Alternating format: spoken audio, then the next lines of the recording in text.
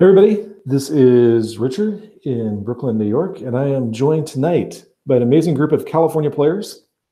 We're going to introduce them to you in just a minute. This is Dark Designs in Krevborna, using my game, Dark Designs in Verdigris, with Jack Shear setting Krevborna. And we'll put those links into the show notes for where to find each of those. My players tonight are created an amazing group of characters. We're picking up from where we left off last week when they got a job. And so what we'll do is start with character introductions and recap a little bit of last week and find out what they're doing as they leave the holy city of Chancel. And I will start with Ren. Hi, I'm Ren. I'm playing Nemez. He used to be a thief, and he's being brought back into a thief's lifestyle, I guess. And he is haunted by the shade Vemisa. Right. Okay. And Philip playing Mason. Yeah, so Mason is formerly of a troupe of people whose trade was in the arts of love, but he left after having a somewhat of a call to adventure, and after he returned, he was kind of abandoned because of his apparent dark destiny. Doesn't seem to be able to deny getting into trouble and being parts of dark rituals whenever they come up.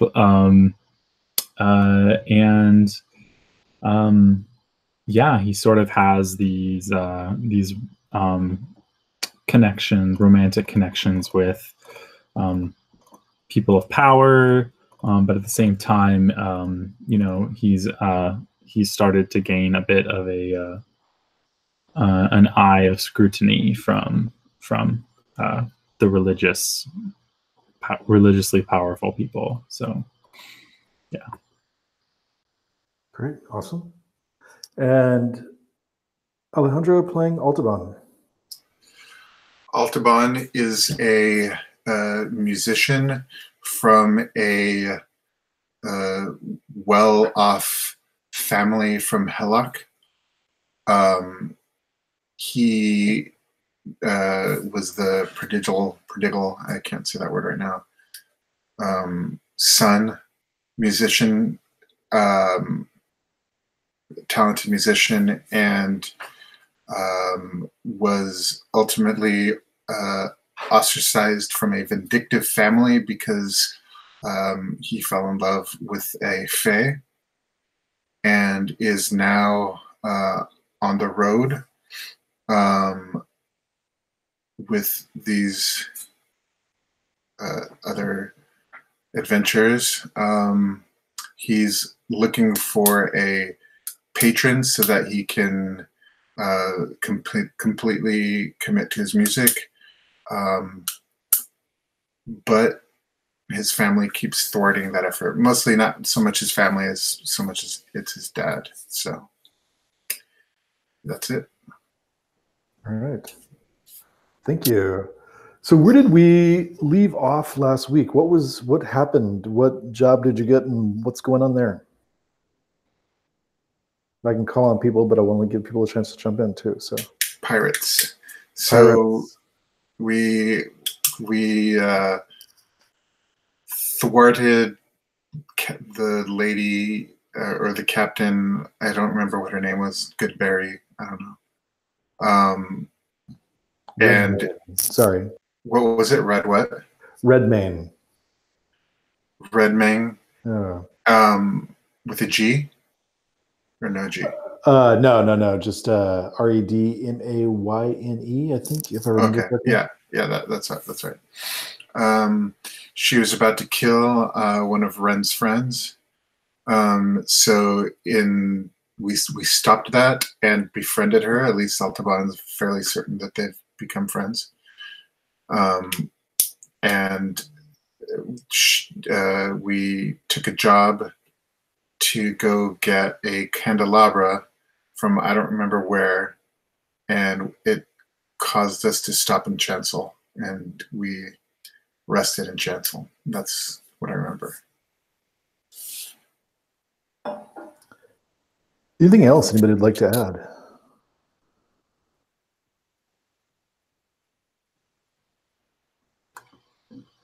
We're the person we're after. What was their name again? Vasta. Vasta in the mountains. Yeah. Or sorry, Svasta. Svasta. I was mispronouncing it. Zvasta. Okay, yeah. And that's I think a witch. Was that right? Am I remembering correctly? I thought she was described to you as a witch. Okay. All right. And the candelabra you were sent after is the candelabra of Saint Victara.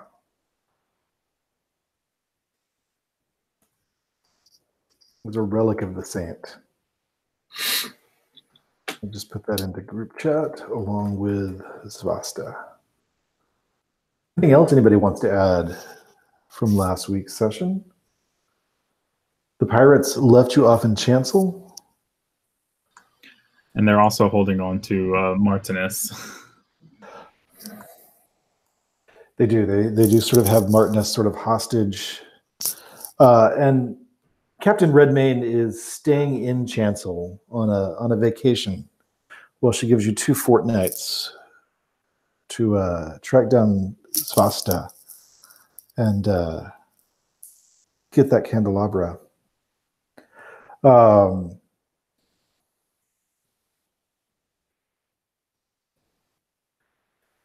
So I think the first thing I would like to ask as we head into the mountains. Now, the mountains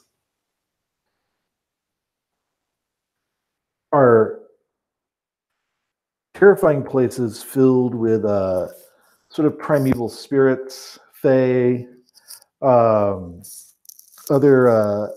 powerful entities live there.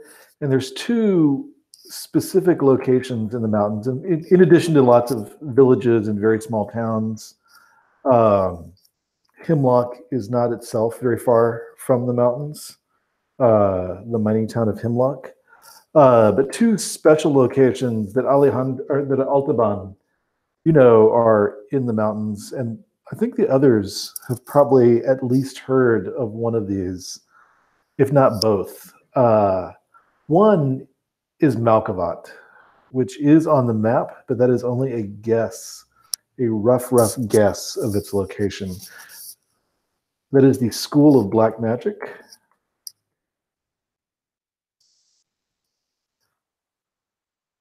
And the other is Vale, an abandoned town. And I'm putting abandoned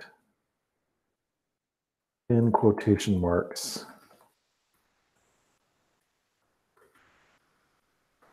It was burned down by the church a couple of decades ago in order to drive out the demons that lived there.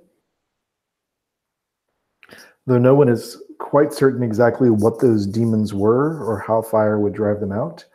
And you also know, as everyone does, the worst kept secret in all of Krevborna, that Vale is not abandoned. People live there. It is something of a den of scum and villainy. But no space with basements, habitable buildings, and all that stuff is going to stay completely abandoned for long. And it is again one of the worst kept secrets in the world that Vale is not at all abandoned.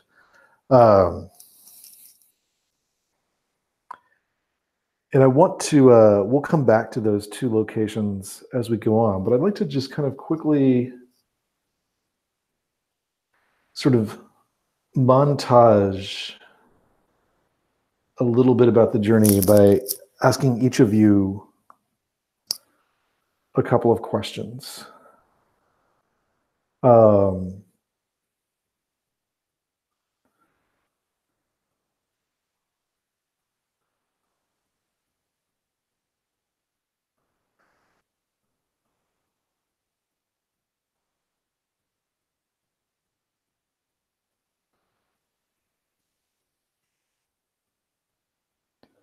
The first is for Mason.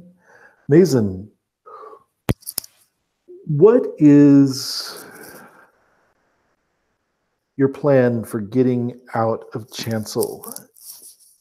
Do you leave in the open light of day, or do you sneak out in the middle of the night? Do you leave in the open light of day after sort of going through the whole process of properly gathering supplies and all that good stuff, or do you sneak out in the middle of the night to prevent anyone else that Vanessa has hired from possibly getting the jump on you? That question is from Mason. Yeah, I think that I think we go out at night.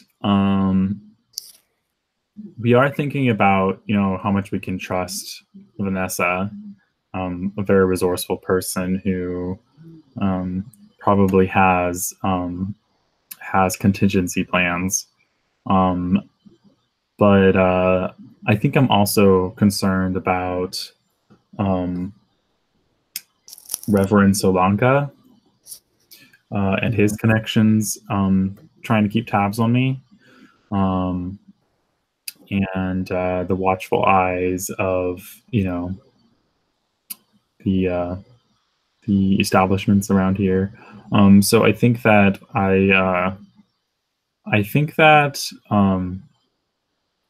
we go at night, and I think that we are undercover, or we are mixing in with some other, people of the night who are exiting the city as well. I'd like you to roll with duplicity there, Mason.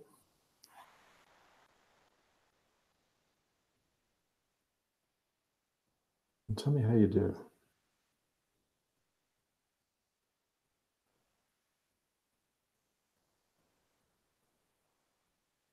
That's a 12. Nice.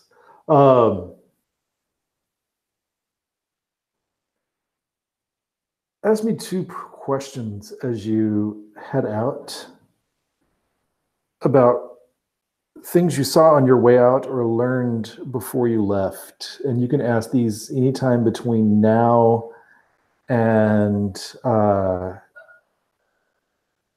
let's say when you arrive in either Vale or the mountains in general. But you can ask any two questions you can think of about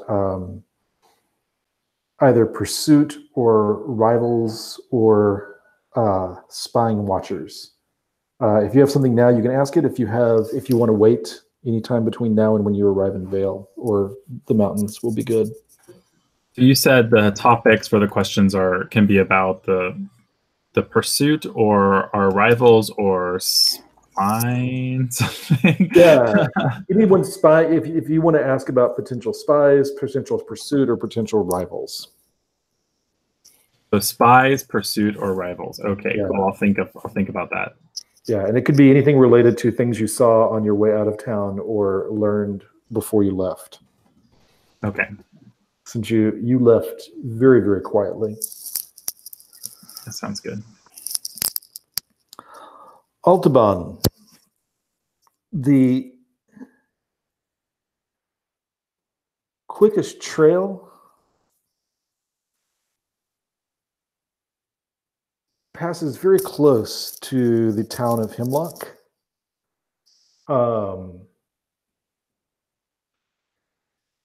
Or you can veer slightly longer and come close, bringing you close to your family, or you can come wider around and be very close to the Fae in the woods.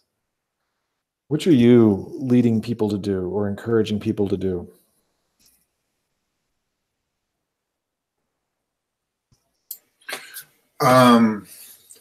Most definitely going by way of the woods. All right.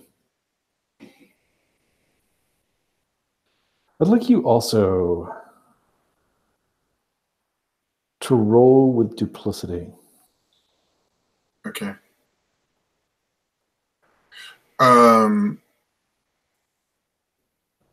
So if I use a trait, it's used. I have to rest in order to use it, or yeah, and we'll actually have like an on-screen rest. Once you guys arrive in the mountains, you can sort of make a decision when you want to actually have that rest, but we won't do a rest until after the completion of the montage. So okay. How does rolling duplicity work versus using a trait? So for the rule we're experimenting tonight, which is just like you can use the trait before you roll, just to automatically say you have a 7 to 9 style result, partial success. You just mark it and you don't need to roll. Okay, then I'm going to use my Fey blessing. Oh, nice.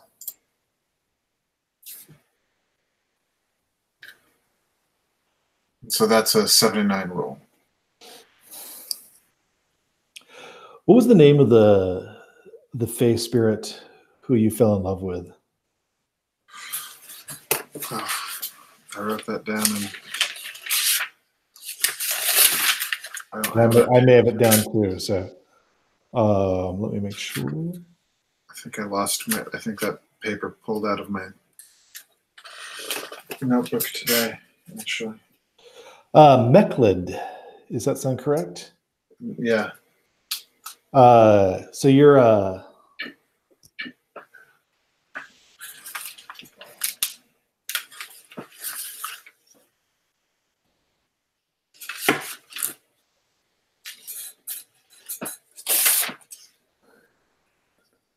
I think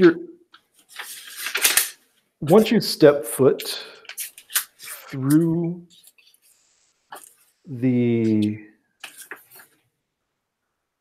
portal, or not the portal, the boundary that marks where the wood is and where the Fey wood is.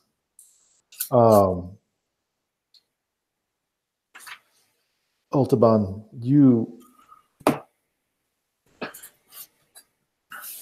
feel it first as hair prickling across the back of your neck, and as you are used to,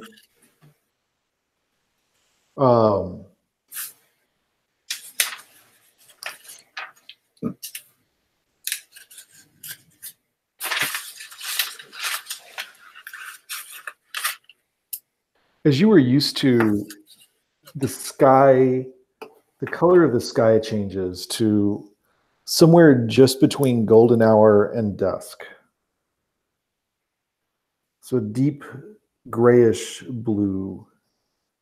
And even though it was cloudy and tree covered, you can now see the sky is clear and the stars are starting to shine. And there's a silveriness. As you can tell, the moon has risen. Even though it was gray in mid-afternoon when you stepped through or stepped over that boundary.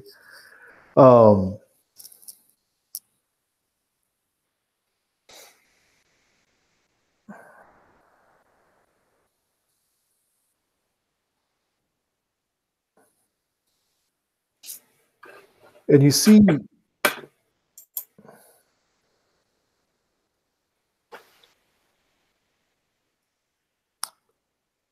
a knight in black plate armor standing in front of you with alabaster skin and black hair. So black it almost looks like raven wings folded across his hair, or raven feathers folded across his head. And he is standing, he is on a grayish white stallion without a saddle.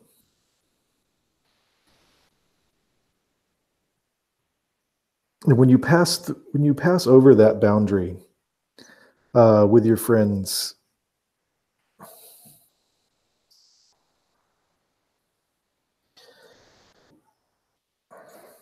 I tell them not to stray from the path, and then as we're moving forward, but there's no discernible path. There is a discernible path. Okay.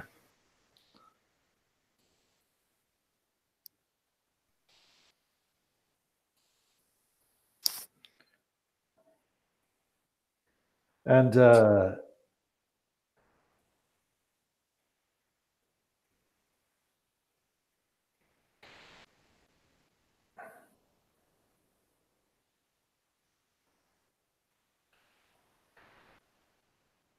there's something behind the knight as he stands on the road. Something dark and moving behind him. And he looks at you, Altaban, and he says, "My mother wants me to give you a gift."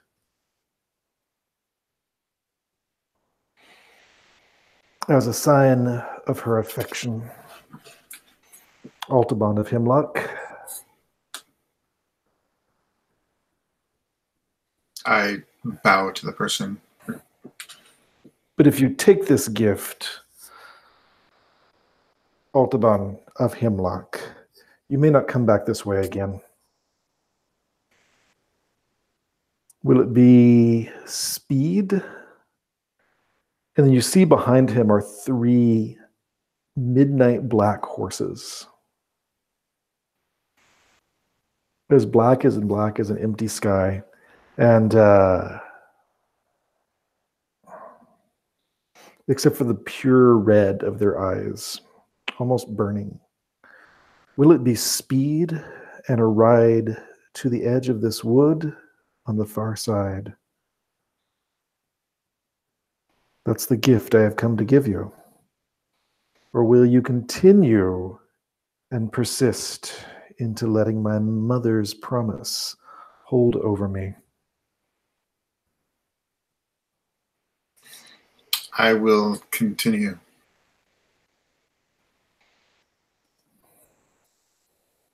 Is that your final decision? It is.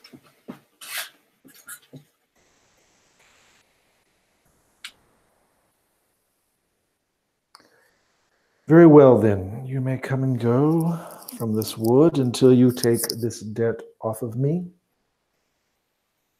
And the horses vanish into smoke. And he turns to flee, and he calls back over his shoulder. He says, "But the ones who come after you and the ones who go ahead of you are both mounted."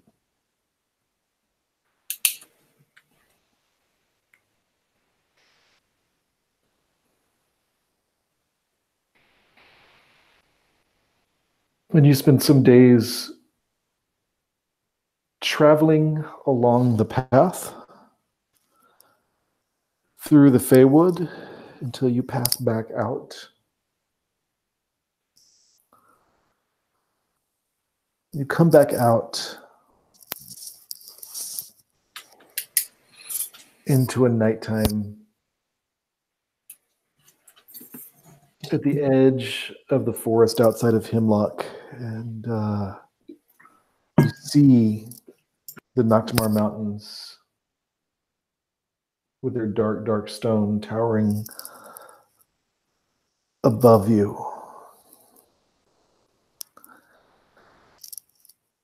And you you see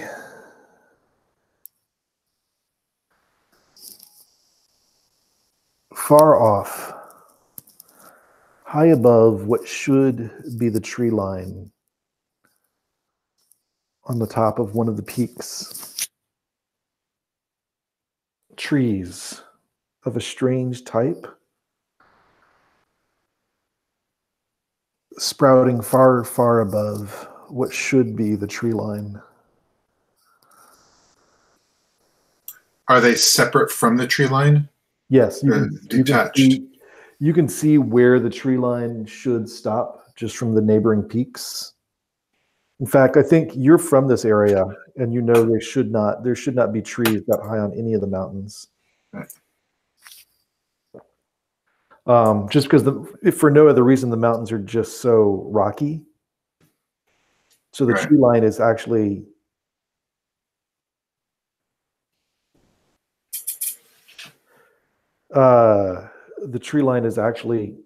lower than it might normally be, just because the mountains are so incredibly rocky.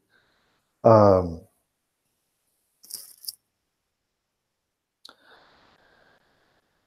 there are trees on it. I'd like each of you to tell me one thing that's strange, not necessarily dramatic, about that you can tell about the trees from even a distance. The bark is almost like, even from this distance, we can see it's almost smooth and not quite shiny, but it's got like this kind of gloss to it.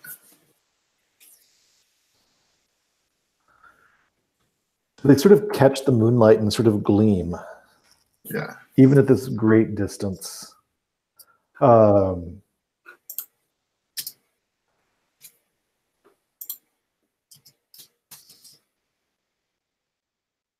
What about you, Mason? What do you see that's dark and strange about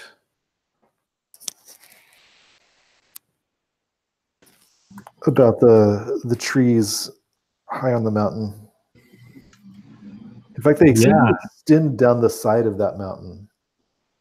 Yeah, I think that there is a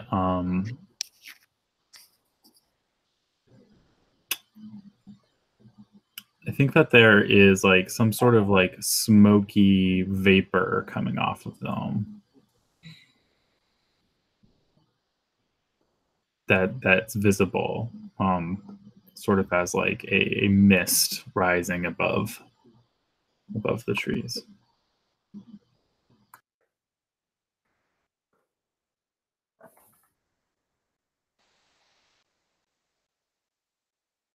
And Nemes, what about you? I think the shape of the trees are a lot wider and more exaggerated than you typically see. So almost do you kind of get what I'm saying? Like bigger bows in the wood. They definitely, among others, I mean, I think they're. You're saying they're almost too big for the type of tree they are, correct? Yeah.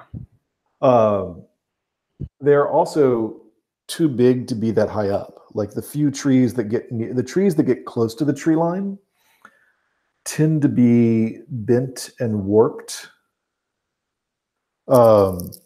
because they don't have, their roots can't grow straight down. They tend to encounter a lot of rock. There's not a lot of, the water tends to rush past them. So they're even types of trees that should grow very, very tall will sometimes be bent and warped when they're that high on the mountain. They are also, following up on that, Nemes, they're leaf-bearing trees. They're not evergreens. Very tall leaf-bearing trees.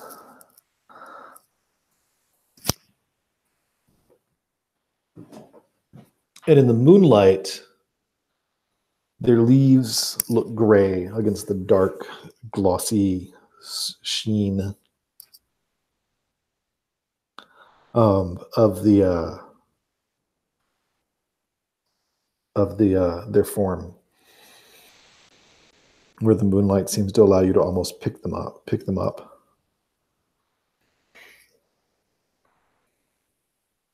Just to review, you can ask me 2 questions if you like, anytime before you finally arrive in the mountains.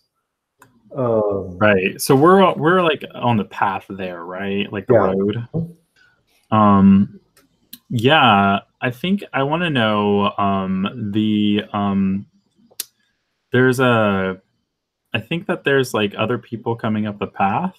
Like I want to say, like, tell me if this is too much, but like maybe some wagons of some rivals that that Vanessa hired to, also try and do the same thing, basically. I think, I don't know. But I think that they are like locals, like maybe more destitute people. And I'm wondering like what the reward is that she offered them that makes them desperate for this. Yeah. So actually, once you come out of the woods, or once you come near the edge of the woods, you pass past the Fey Wood.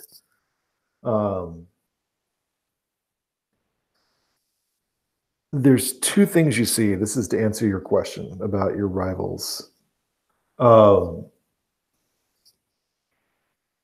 so you do see what you suspect is who the Fey King or the Fey Spirit who you first encountered in the woods mentioned.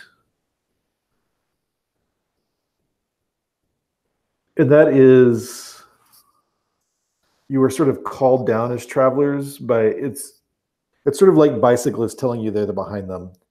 They were called down as travelers by a group of very mortal-looking knights who were riding at speed along the path, pulling some pack horses behind them, and not really seeming to care who you were or being interested in talking to you or engaging with you.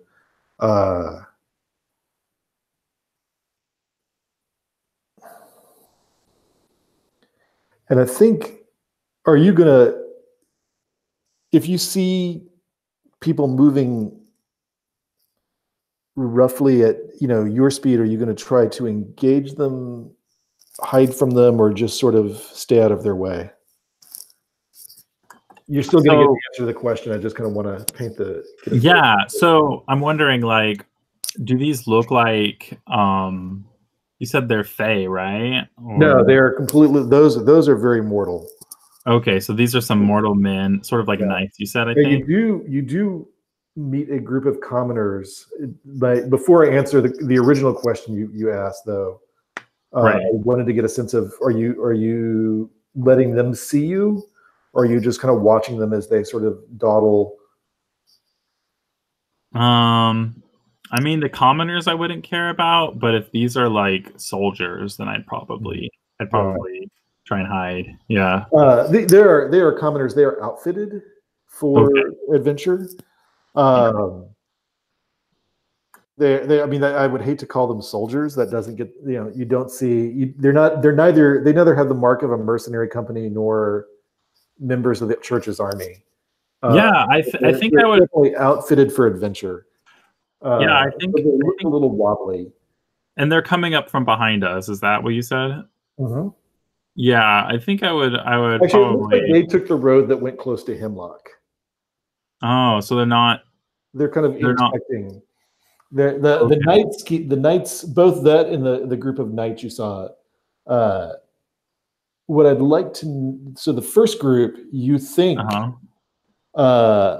just to answer your question, you think there's something about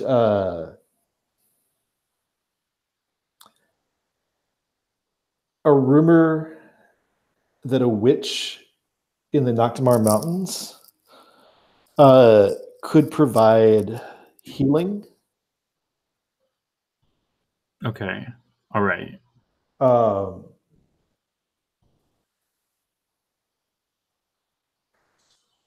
And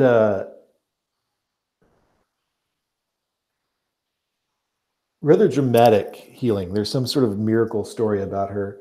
When you heard the story before you left, you didn't know that anybody was going to follow up on it, but something told you that Vanessa was spreading it. I mean, you didn't hear it from her lips. She'd already hired you to do this. But something told you that Vanessa or one of her allies in the pirate world was spreading that rumor. How did you know she was part of getting people to come out here? What about the way it was spread or the content of it let you know that it was coming from her? So I think that, you know, when the ships come into port, there's often a bit of like trade activity. And I think that she had some of her people kind of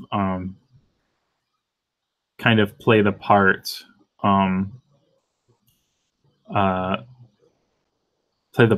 you know, coming off of the ship as if they were not, you know, working for her and they were just travelers.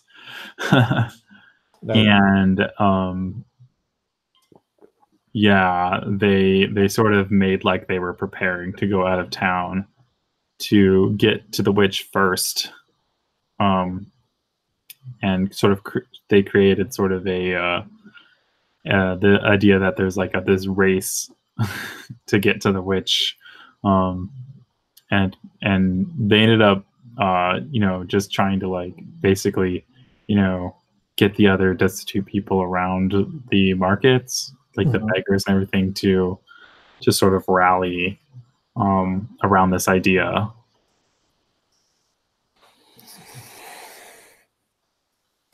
All right, yeah.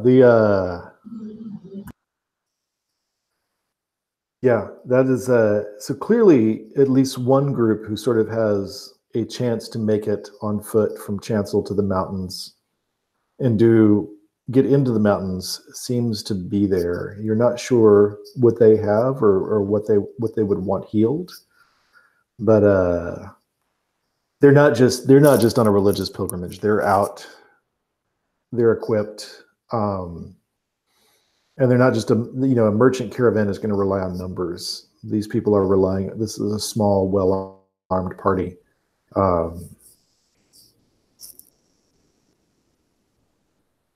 You have one more question. Do you want to ask it now, or do you want to hold on to it? You can ask it about those nights you passed by.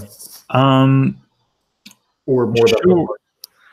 Sure. So these nights, I think I like missed exactly who. Did you say like something about the Fae was related to them? No, they were definitely mortal. Okay, all right. I just think I got wires crossed there. Yeah, no. There was a Fae knight you met who's the one who offered Altamon the deal. Okay, all right. Yeah, I want to know for these nights. I want to know how. I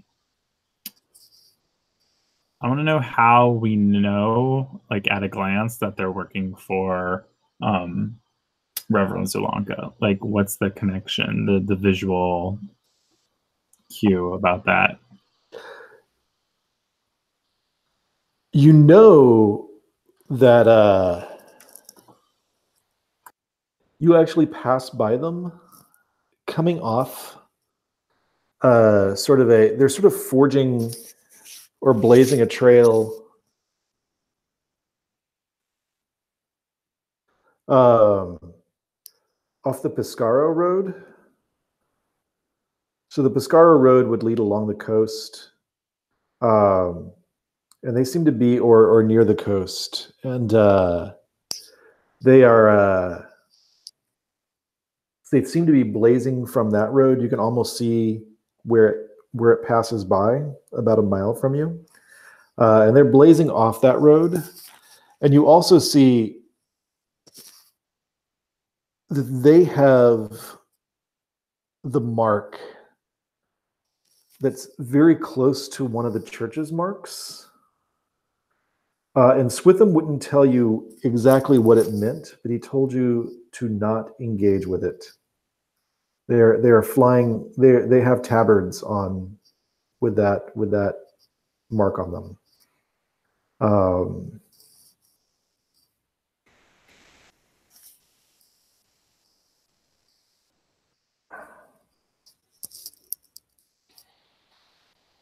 I think it's like a bleeding sun or something like that.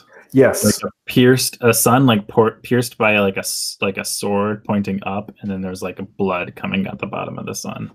right. And the sun frequently shows up in the churches. The bleeding frequently shows up in the churches, and the sun also bleeds, or the sun also shows up in church symbology a lot. However, it is pretty weird and unusual to see a sword piercing the sun, or a sword emerging from the sun or through the sun or anything like that.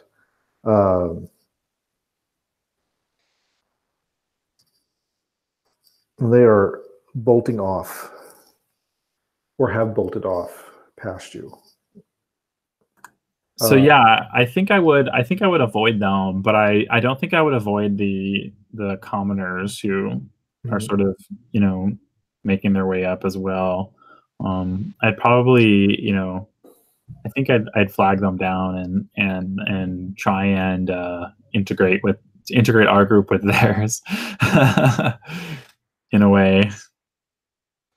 All right, so that leads me to my question for Nemez. As you travel this trail into the mountains,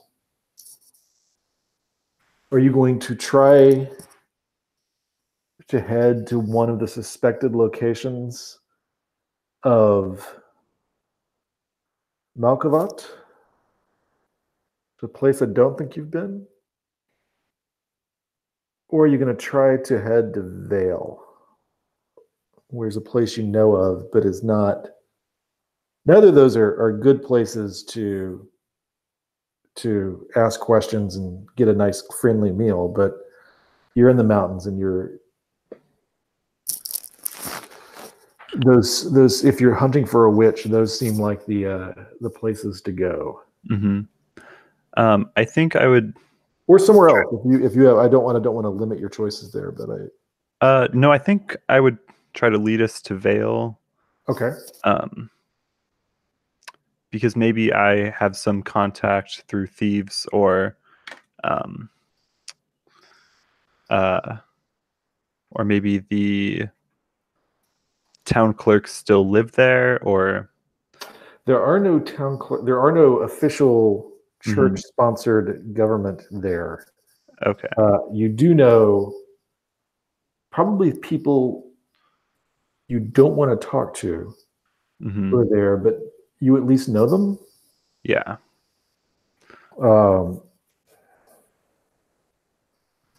Yeah, I think Vale probably, I at least have some contacts or people I know in Vale. Malkavat, I have no idea. Right.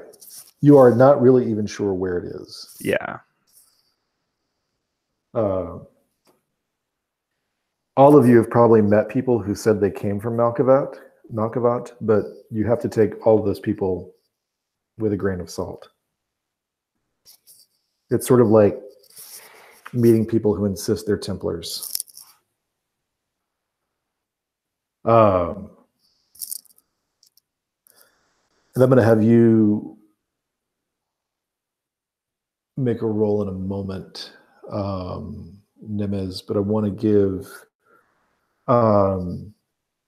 you guys a chance to talk to these folks you're walking, who are sort of converging with as you come off the path through the woods and the path to Hemlock kind of converge.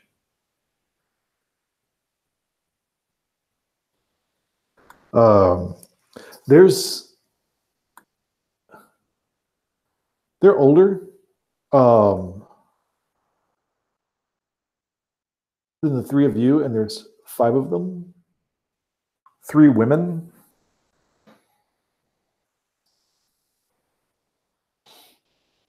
And 2 men.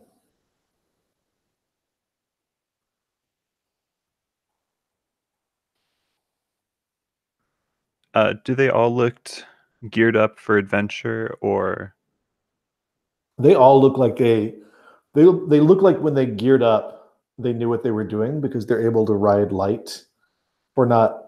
They're not like bringing wagons or mule train or anything like you would expect from a merchant caravan or trader caravan or even an entertainer's caravan. They are geared up to deal with problems and survive in a hostile environment.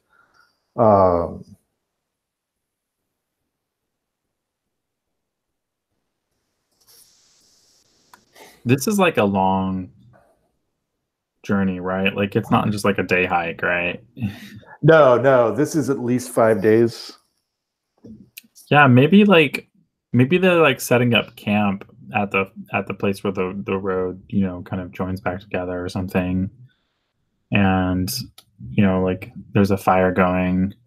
And so yeah, I don't know. Unless you had an idea, Ren, I was thinking like maybe we just like join their camp or something. Or at least ask if you can. Yeah, they will. Yeah, probably like move over and let you camp near them. I'll entertain them. I think they all look pretty tough.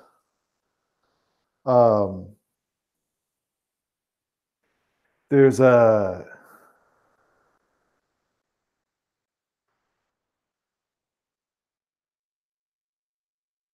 woman named Amma.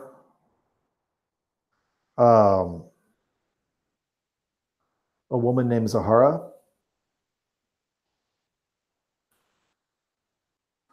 A man named Bay.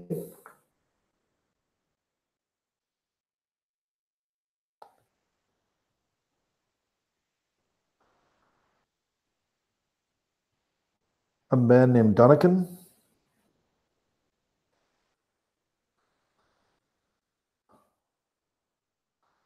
And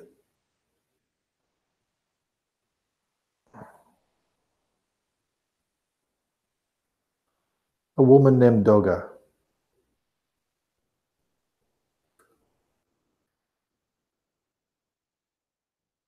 And they seem to enjoy your music, Altaban.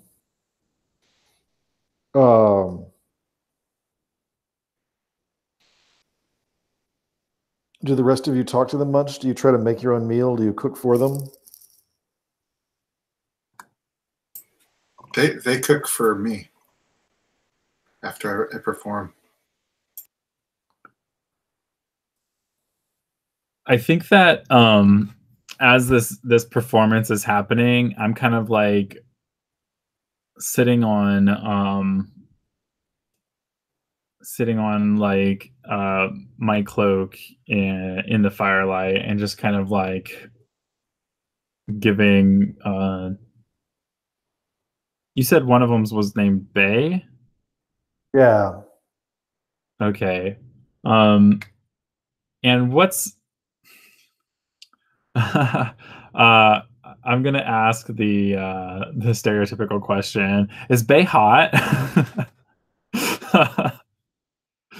Or how is Bay hot? Oh, good. Yeah. It's like you two have taken the Jason Cordova class and asking questions. I think the thing that you might find attractive about Bay is there's a certain exoticness to him. You would expect to see people like him in Pescaro. He is he's got very kind of a dusky sort of amber skin and very, very dark curly hair. Lots of facial hair. He is the size of an oak tree. Yeah, I think I come like closer to the fire, and I like reach down and take some of the like ash that's kind of cooled, and just kind of like rub it on my hands, and I like smear it around my eyes to give myself like amplified smoky eyes, smoldering eyes effect. And I'm just kind of like watching him, you know, as I kind of lean back by the fire. And yeah, I think I'm trying to get his attention and, you know, practice my tradecraft here. My Do you labor. want to roll with duplicity? Well, I can, but I'm using my trade as well. My clear charm. Oh, do you just want to mark off that trait and go with the result, the partial quit results, or do you want to try something? Like how, like, so the way it works is that if we use the trait, then it's a partial success. Yeah, if you just want to burn the trait, it's just automatically a partial success. Okay, but we don't roll to see if we can get a full success. Yeah, you don't. Yeah, you can roll if you want a full success. And yeah, this is what I should have clarified when I started. Like, instead of this way, instead of, you know, burning the trait after you roll for a partial success on a failure, your failure would still be a failure, but you're a partial success. You could burn the trait to amplify it to a full success. Make sense? Okay, so the way it normally works is it normally works as an upgrade. Yeah, it normally works as a one-step upgrade, but in other words, thing where like we can burn it to just get a partial. Yeah, you can burn it to just get a partial, or you can take the risk of a failure and then burn it to get a better success. I mean, I think the way that I fictionally positioned it, it's the partial success option, because I like fictionally positioned to have already set it up. So okay. Let's go with that one. Okay. So real quick, so it doesn't matter if you fail, because then you'll just get a partial. So it doesn't. Instead, it's you could upgrade a success, or you can use it after you roll to upgrade a success. But if you fail, at this point, you would just fail. Oh, I see. This is me experimenting to see if that sort of is a little more interesting than overruling a success. I think that it's the option for just getting us automatic partial success, because I set up the whole like, I'm using this in advance, instead of like, I'm just trying to seduce him and then I add this on top. It's like this is a precedent more than a modification. Yeah. So, and I should have documented that in the rules and noted I should have noted the fuller extent of that change. So I'm going to kind of explore that in a moment. Mason, Nimes and Altaban, what are you doing as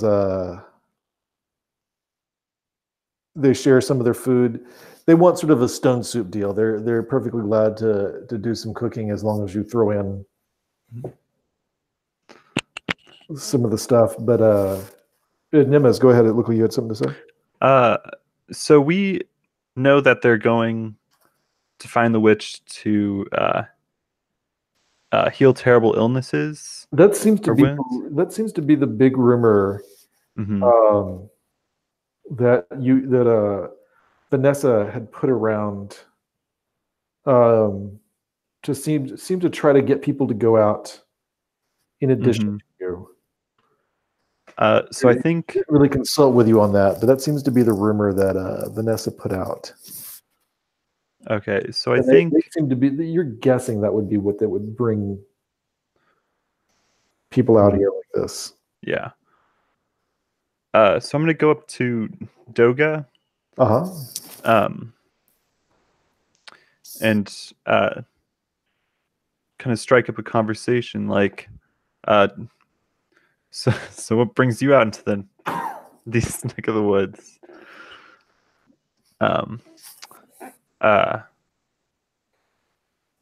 Because we still don't know if they're like friendly or if they're just putting on an act.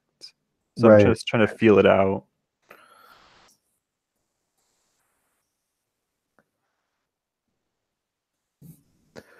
Altaban, you're playing right now, correct? Yes. Why don't you?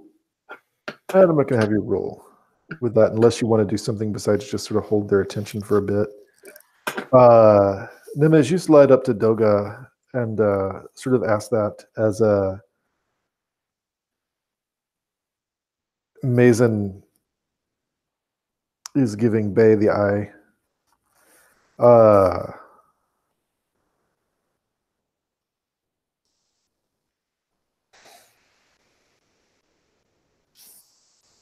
One second.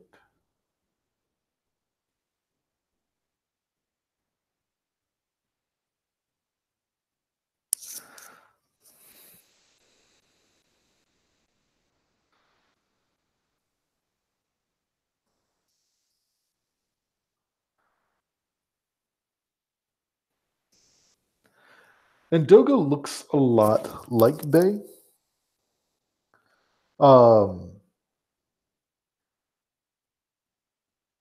She sort of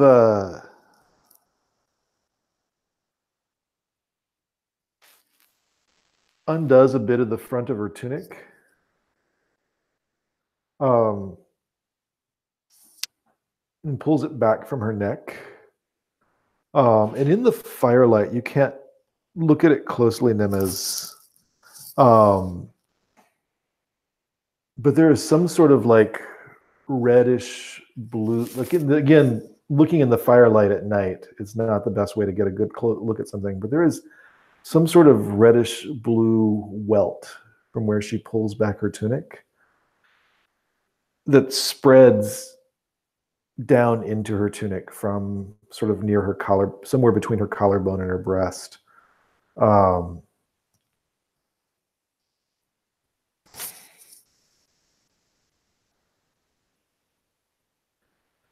And then you see it move.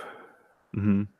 Just slightly, but certainly enough that you know your eyes, after a second, you're very sure your eyes are not playing tricks on you. So I have Wilburn, the fire lizard, on a stick. And I feel like that puts off a little light. Can I? Yeah. Do you bring that in? Yeah. It is just a little light. Mm-hmm. And you can see as the light gets closer, it looks like whatever was moving stops moving. Almost like if it's a bug trying to hide by holding very still. You can get a good bit of illumination by trying sorcery and commanding Wilburn, but you would not, there's not necessarily a magic, but just you have a trapped spirit and you can just give it a command using sorcery, or you can just ask her. I'll ask her then. Like, what is it? It's moving. I've never seen something like this, I'm guessing. No. And she just looks at you and says, no one knows what it is.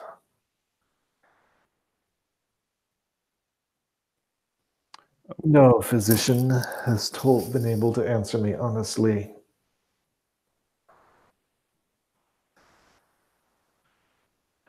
Does it do anything?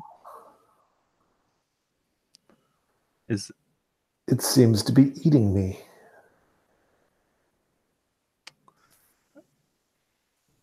It seems like we suffer from similar afflictions. Oh, really? Yeah, and I think her eyes go wide for a second. And this, just to clarify for you, this is definitely under her skin. I guess I'll clarify, not the same affliction, but definitely similar. Though mine seems more of a lively nature. Where does yours afflict you? He it's not in me, but it's and I guess I sort of pull up my tunic shirt as well, and it's just sort of the imprint of a hand. Oh yeah, that scar over your heart that bleeds when the shade feeds. Mm-hmm.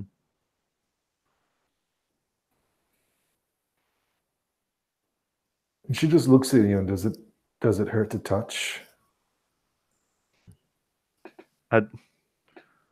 Only when it's feeding.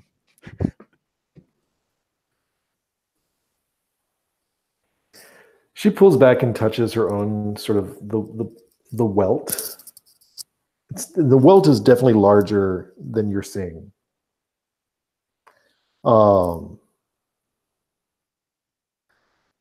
It never doesn't hurt when it grows.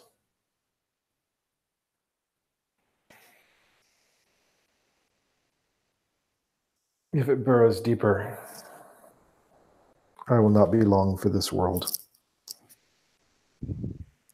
This rumored witch in the mountains is my only hope. Mine and my mates, and she gestures over to Zahara and Donican. They share it.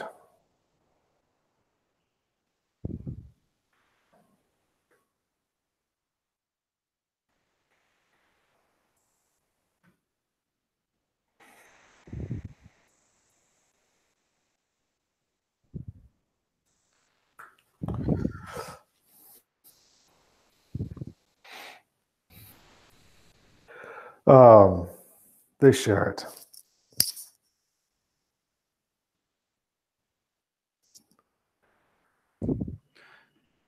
Has anyone used magic to try and pull it out? I first went to the Rue sisters. You've heard of the Rue sisters. They're very strange two sisters who employ a lot of people on quests for various strange artifacts in Piscaro. They tried a few things.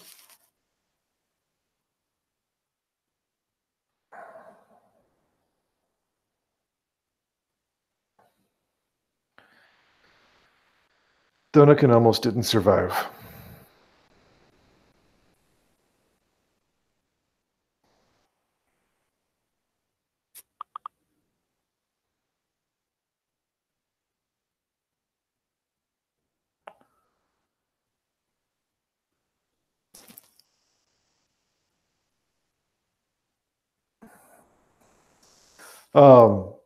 Amma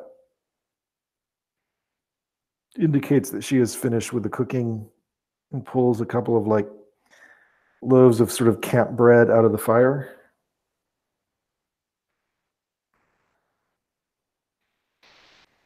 And Doga sort of looks you straight in the eye and says, like, do not make me regret telling you, Nemes. We are going to Vale and we're going to see what we can find about this rumored witch from there. Though I'm guessing she is on that mountain, and she gestures to where the moonlight is glinting off the tree, the freakishly high trees.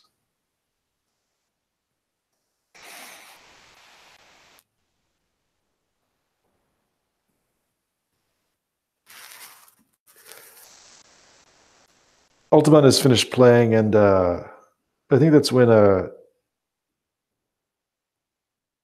Bane notices you and gestures for you to come sit by him.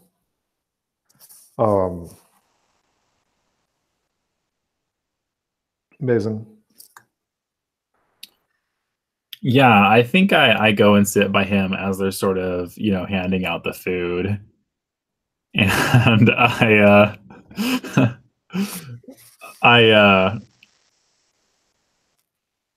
I think that there's the sort of the pan that they cooked the bread in. So like I reach down and tear off a large piece, and then I tear that in half and give Bay half of that piece I tore off. And I'm maybe we have like a stew with this. Yeah, Or yeah, eating pretty or much. something. It's a ration stew. You know, they just take hardtack and jerky and sort of cook it until it sort of Softens a little bit. softens up, makes a broth. Right. Yeah. Yeah, and I think that I'm sort of like digging in, and I'm hungry, and I think that like I like wipe off with my arm and like lick my lips, and I'm like looking at him, and I think I ask him, I'm like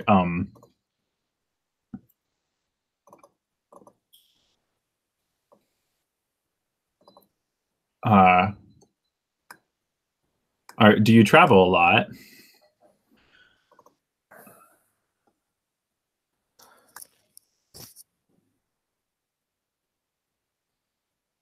He sort of arches his eyebrows.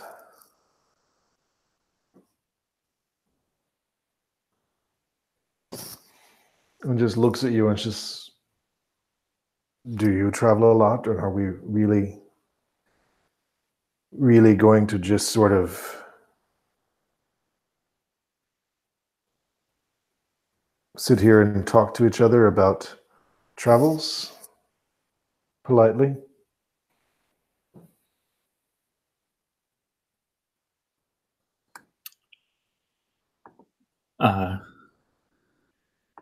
Do you have something better in mind? Maybe maybe it's a time for showing and not telling.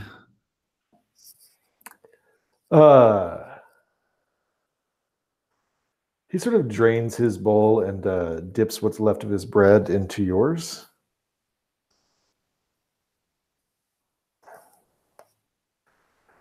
And then why don't we walk and talk to each other of questions we want to answer? And he stands and sort of gestures for you to join him. Altaban. He's like a giant, right? He is certainly larger than anybody else there. Yeah. All His right. sister Doga is almost as tall as him, but not as big around the shoulders. But yeah, and I don't think I'm very tall. I think I'm okay. Average at most. Yeah, and so like I think I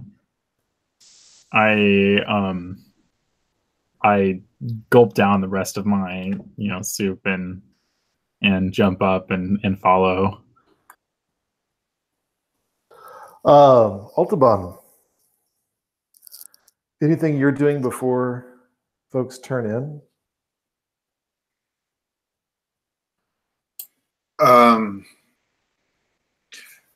No.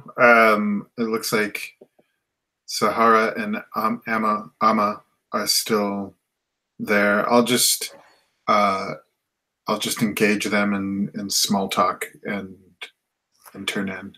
Yeah. Okay.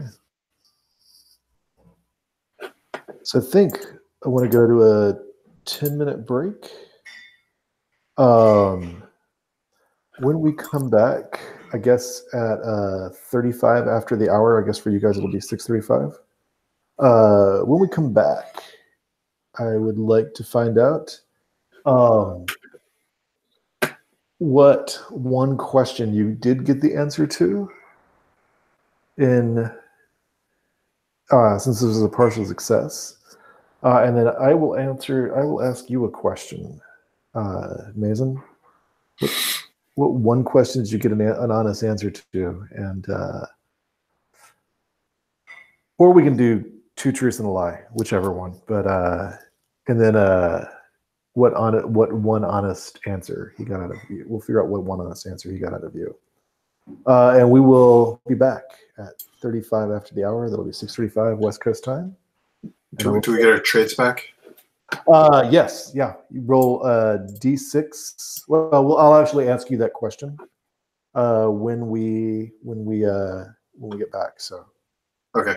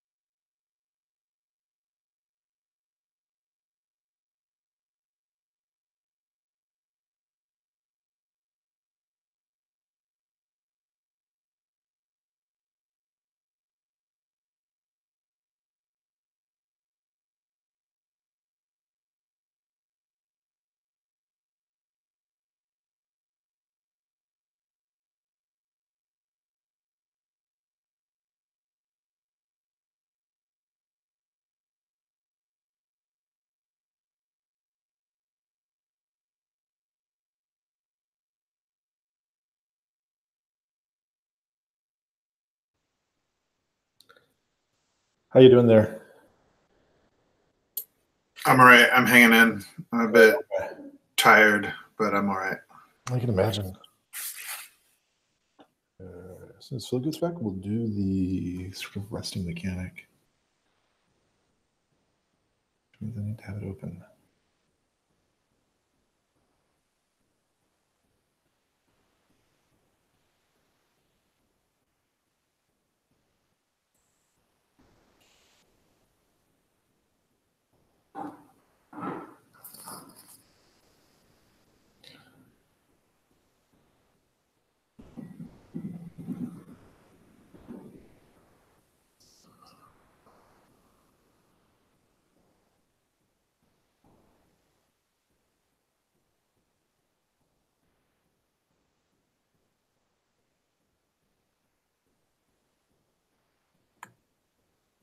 Hey, everyone.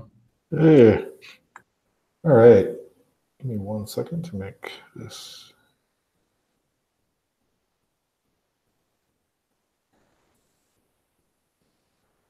All right. Well, keep scrolling. So you are resting in this kind of merge camp between your two parties. And so when you get off your feet and rest for a spell, tell us about a real or metaphorical shadow that haunts your dreams, or real metaphorical shadows that haunt your dreams, daydreams, or nightmares. And we'll start with Altaban.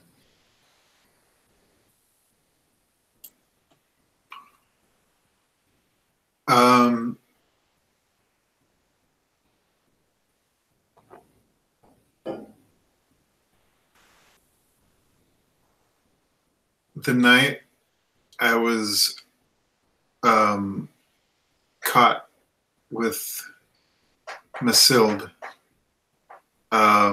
she was crawling out my window as my dad's guard burst in and grabbed me by my cape and just like ripped me back, and she fell forward and like kind of disappeared into the night. But it was, I mean, she was clearly spotted. I mean, there was no denying what she was. And I was dragged. I was dragged to my dad, who was, it was nighttime, but he was still like sitting in his chair. He had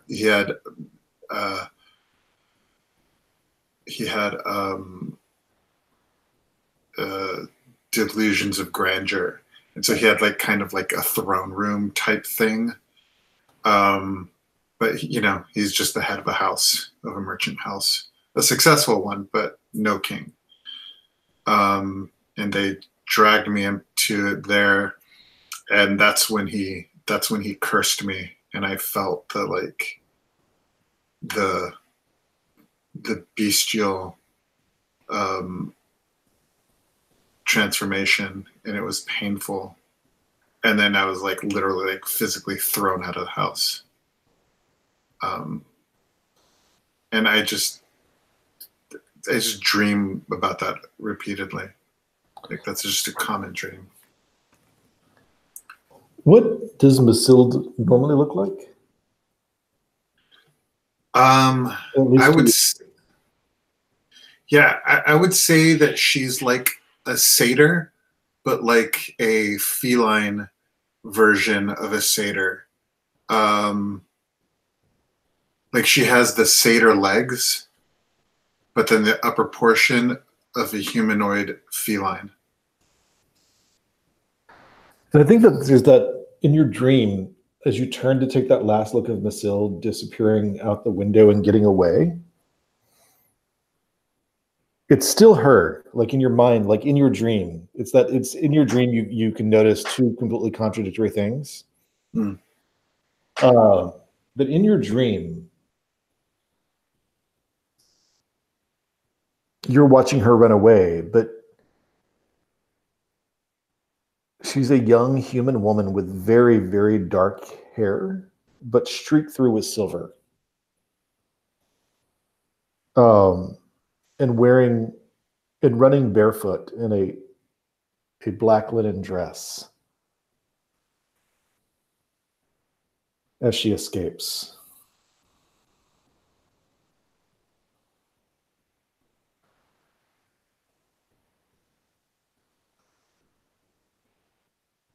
And I'll tell you what to do in a minute. Nemes, what shadow or shadows haunt your dreams, daydreams, or nightmares this night? I think it's my failed heist, or the last heist that Femisa was bound to me. Uh-huh. And I think I had probably picked up I don't remember what I said it was, like a necklace or something, and just taken it from the ritual that Philip was in. And then later that night I was like trying it on, and then just like the pain of putting it on and being fed on for the first time. So I think you remembered that. Mm-hmm. And it's that experience where you wake up from a dream, but you're not awake and you're actually in a different dream. And you feel that pain, but you're not being fed from. You're absolutely certain you're not being fed from, but the wound over your heart hurts, intensely hurts, a way it does not normally do. And there's a red stain coming across whatever bedclothes you have in your bedroll, and dripping from your chest. It's on your hand when you involuntarily reach up to touch it. And you look down, and where the wound normally is, near your on your chest, near your nipple, is a mouth. And it starts to whisper something that you just almost can't hear, but you know it's whispering. And you can't quite, it's not in a foreign language, but you just can't make it out. It can't repeat it loud enough before you wake up.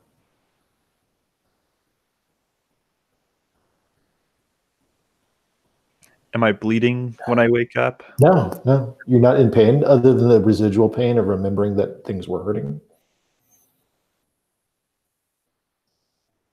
It's almost like the feeling of a fading cramp. And it's tender to touch, but not bleeding at all.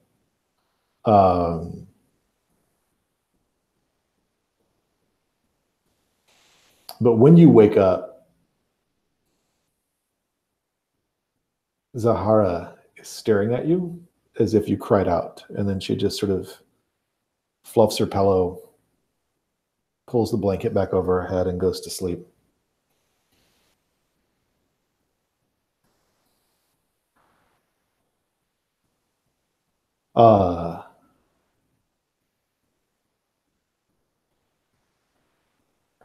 Mason, out in the forest, you realize that you've drifted off, and for a moment, you can't remember exactly what's happened. What shadow or shadows appear to your dreams, daydreams, or nightmares at that moment? I think it's my spiritual guardian. And I think that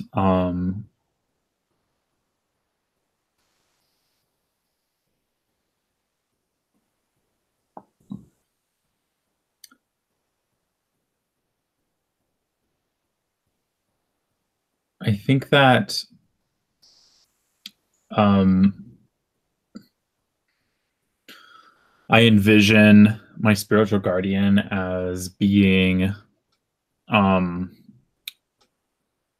sort of the same size as Bay, and it's sort of just this like shadowy form that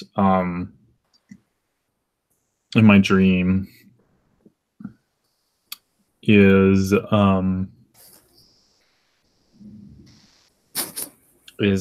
like pulling me along, like holding my hand, pulling me along this path that just leads into the darkness. And Go ahead. I'm sorry. And it's like in my dream, I've just got like the light of the moon or something, and there's a shadowy form pulling me, and then there's just like the darkness ahead. Yeah. Where your spiritual guardian is normally almost muscular looking or sturdy, as it pulls you along, you realize what you had thought was sturdiness was just sagging flesh, just sagging, empty, loose skin.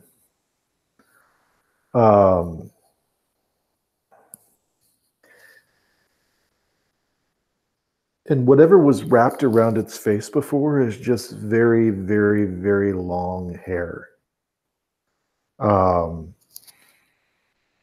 And you're being pulled along by some creature with incredibly loose flesh, almost like it's wearing something else's skin over its own body. And it does not fit, with incredibly long, dry, gray hair. And walking as if it's in pain, almost with like a hunchback, because it can't straighten. It can't straighten itself. But its grip is as firm as Bay's was, but cold. Grave cold, like dead body cold. No warmth coming from it at all. And that's when you wake up, and I think you're on either your own cloak or Bay's cloak. Yeah, I've got some questions, right? Possibly. For the trait. Actually, you if you want to burn a trait, you can ask anybody. Oh no, I meant for the partial success from before. Oh yeah, the full success from before. You got a 12, so you had 2 questions. And those were specifically about things you heard or saw before you left town. Right. I'm not talking about that. I'm talking about when I used my trait, the smaller eyes. Yeah. You said that I should ask like some questions about what did I learn from Bay or something like that? Yeah. What did you learn as you talked to Bay? Out in the woods last night. Yeah, I think one question I'd like the answer to is what was the new pleasure that Bay presented that I couldn't resist?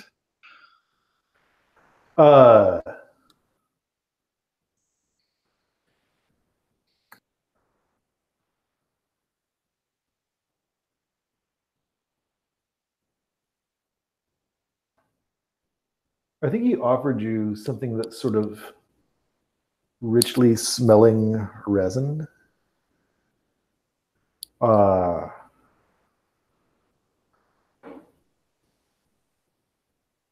then he sort of, after you sort of took a taste of it, he anointed you with it, and where it touched your skin, starting with your head and kind of trickling down to your shoulders, it made your skin feel that tingliness that you get like when there's something is numbing you, but without any like that unpleasant disorienting sensation, that that's sort of like everything's on fire and alive.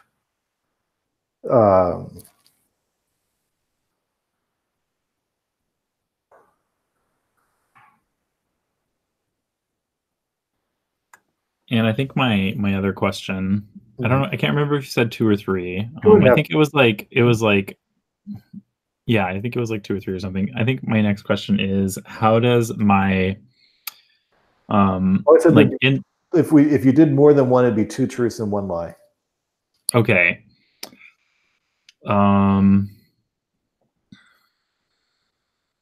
All right. Well, we can just do that one, I guess, because I don't know how to. Yeah, you can ask one more. So, I was just gonna ask, how does my spiritual guardian protect my dark destiny when I'm with Bay?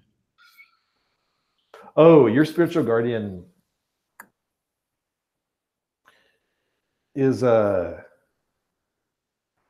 feeling at all threatened by any of the choices you're making. They seem to be perfectly happy and in line with your dark destiny.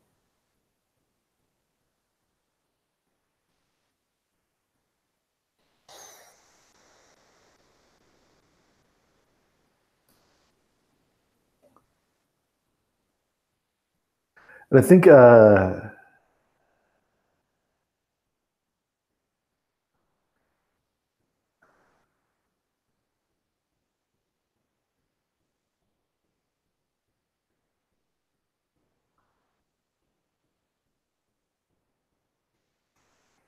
Bay's 2 questions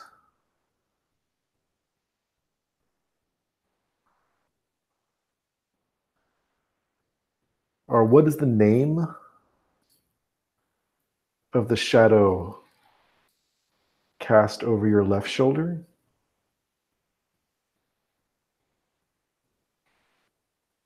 And you know that's whatever's protecting you is what he's pointing to.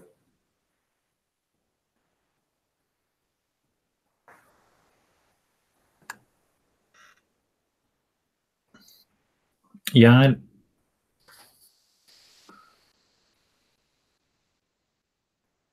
I think I don't know, but I say I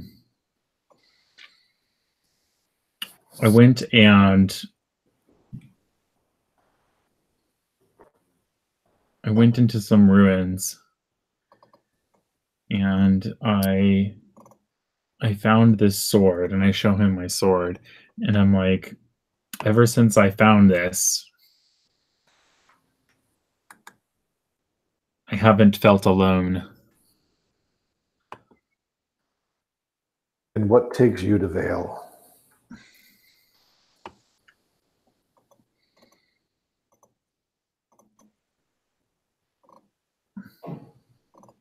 Well, we're looking for the same person you're looking for. Oh. This witch who can heal.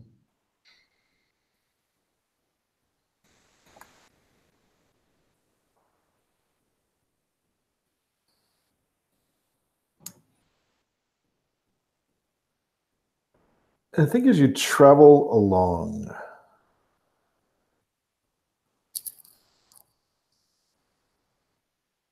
to approach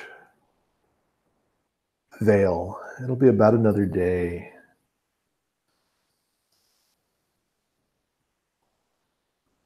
But as you travel along with your expanded group, Nemes, are you approaching Vale stealthily? Or are you approaching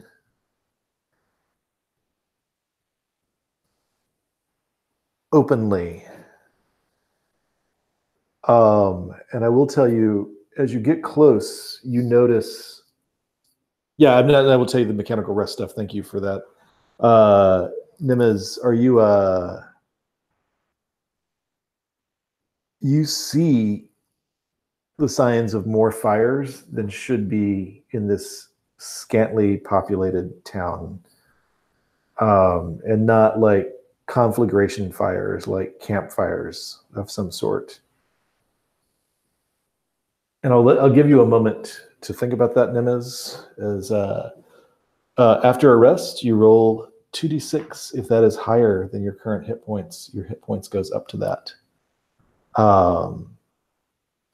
You also roll 1d6 and recover that many traits. And you can do that, as always, on the die roller or just at home with your own actual dice, whichever you prefer, or by whatever other means you wish to do that with. And I believe I'm rolling an extra d6 because something got pumped down me. Yeah.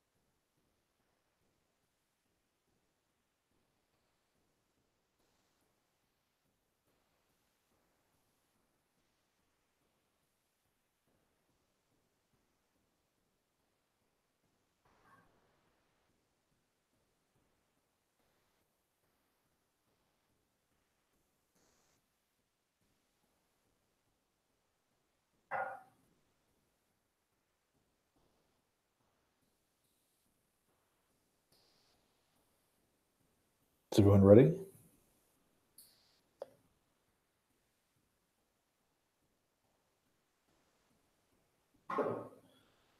Nemes, let's answer that question. I think we're coming in a little stealthily, because I'm on edge about how many fires are here, and I think just as something I've heard being a thief is you never want to enter directly. You kind of want to go around, because the front entrance, I guess, or the main roads are trapped. Nice. Okay.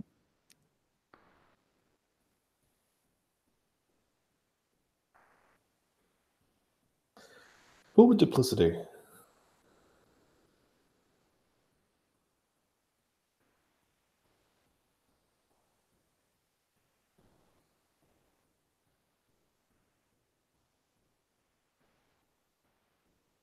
So I got a 9.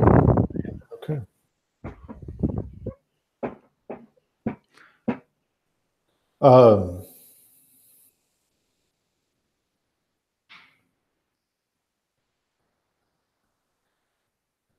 Do you want to get a good look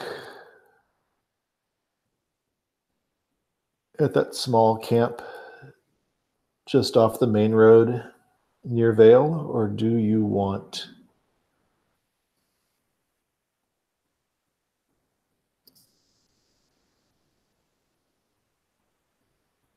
to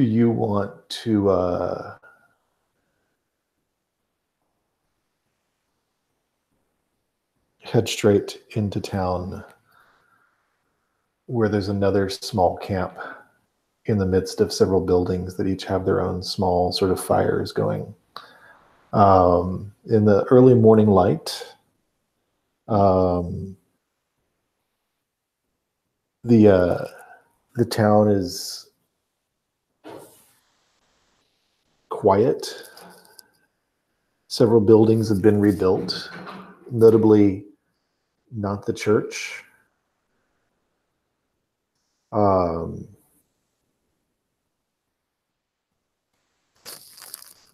the old structure of the church is where some sort of camp is set up inside it. But there's another camp on the main road outside of town.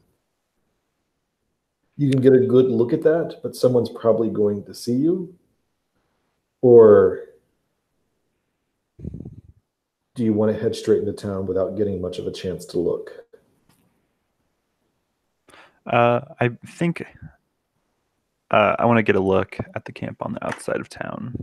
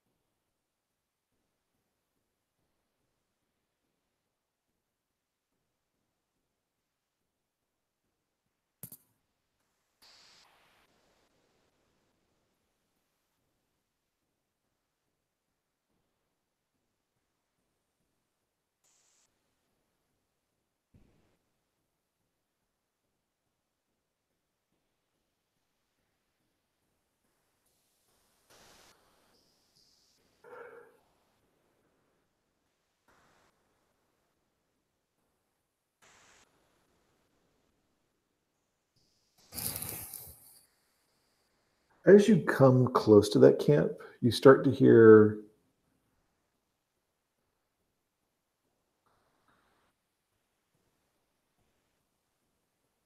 the light tapping of a drum. And are you here by yourself, Ren? Or sorry, Nemes?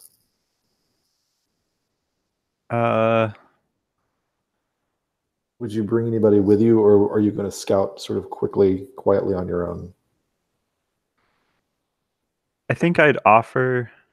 I think I would offer it to the party.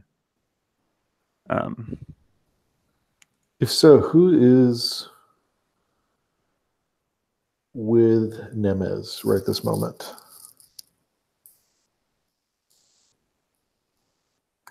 I could be with him. Okay.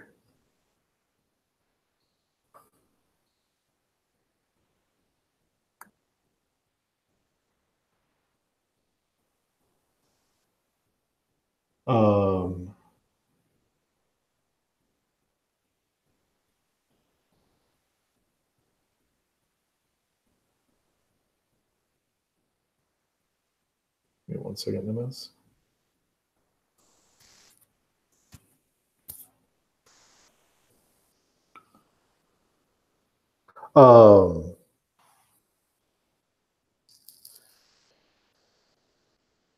You guys are creeping along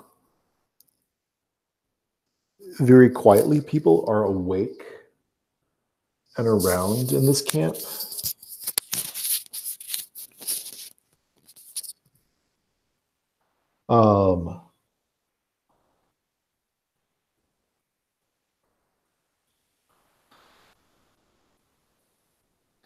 And there's a group of knights with that sun dripping blood because we're the sword pierced it symbol.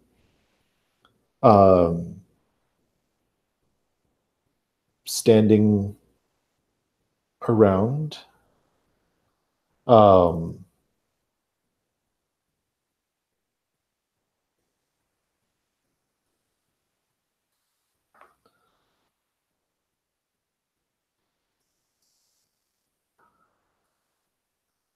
There's about 4 of them, and they're clearly building like a bonfire of some sort around a stake.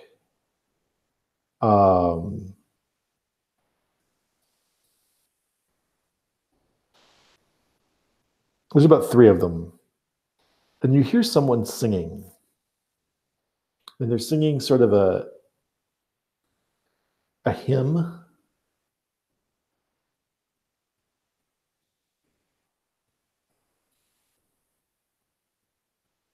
It's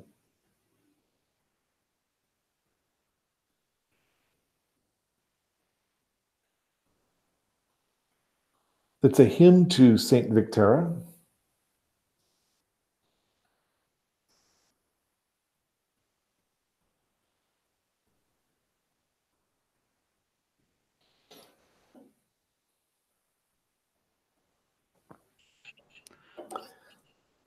Who burned witches. And you see two other knights and the singer who's just wearing sort of a really young man.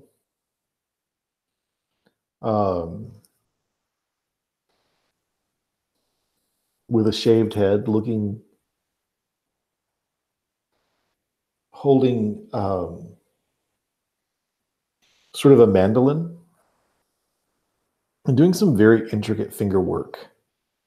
And singing this song to Saint Victera. And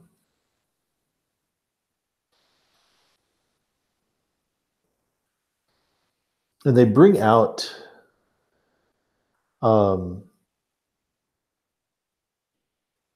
this other young man. I mean, the knights are mixed men and women, but they bring out this other young man. About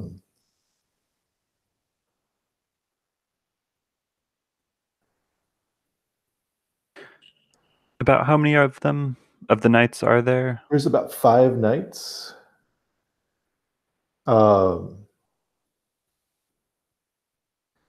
And they bring out this other young man. There's one musician, 5 knights, and there's this one bound figure who's just sort of sat,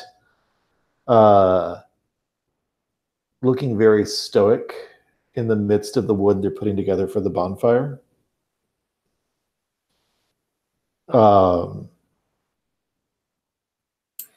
Is Altaban there or no? I don't think so. I asked, look, but would Altaban be? None of your other companions wanted to come while you scouted this out, Nemez.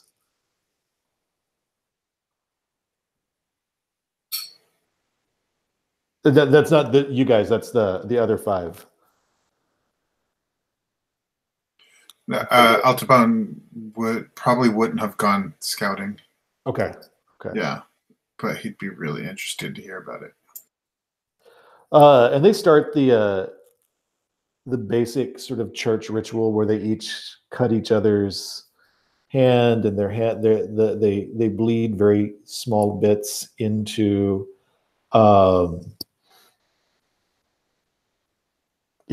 this goblet, and the musician cuts his hand and bleeds into the goblet, and they cut the prisoner's hand.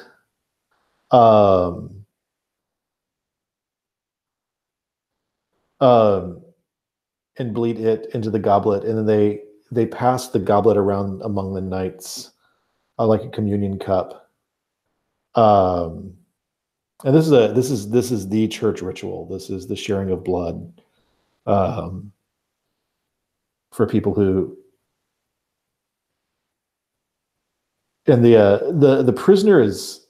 At first, you thought this was what they were bound with, but it seems to be what they were wearing. They have this garment that's sort of bound over them, or over him, I guess, like a scarlet cord, a series of red ropes, and it seems to be partially disassembled. And you've never seen anything like this before, either of you. This has no association with the church at all, as far as you can tell. And then once they've each drunk from the cup, you can see from your perspective that the singer pretends to drink from the cup, but does not do so. They're standing in front of the singer, and so they probably can't see it. And you're standing sort of at a distance behind them. But you can see that the singer did not do so. At which point the singer begins singing a song of fire and destruction and a hymn to the sun. And they take a torch and start to light the bonfire. At which point, Vamisa begins to laugh very, very loudly.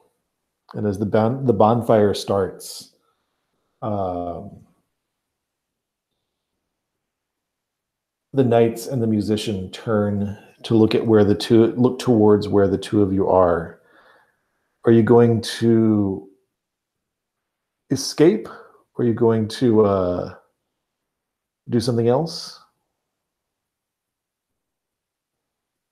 You should have plenty of time to run, if that's what you want to do.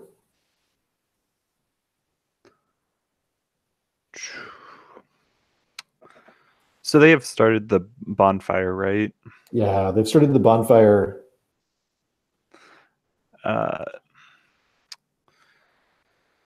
So can I use mists and storms to try and put it out? To try and call a storm? You may. Why don't you roll with sorcery if that's something you're going to command the magics of the world to do?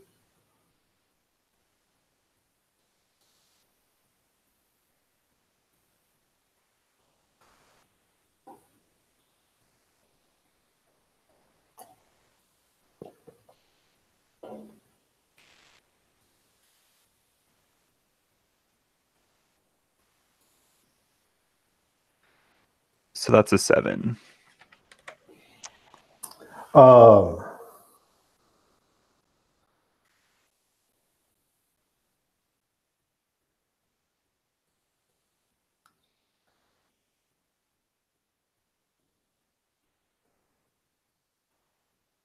Beyond your control, or are you going to let it slip, the magic slip beyond your control, or are you going to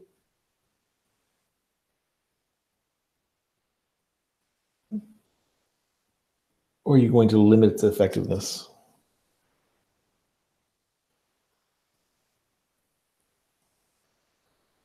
I think I'm going to let it slip beyond my control. What were you initially intending to do? I was just trying to put out the fire and like bring winds and rain to try and just put it out. But it's already been a very, very cold few days since you left the Feywood. Unseasonably cold. And as you came near to Vale, you thought you saw in the distance some of those same trees that you'd seen on the night. And you call up wind and rain. And it begins to pour rain down on you and on the camp. And the wind picks up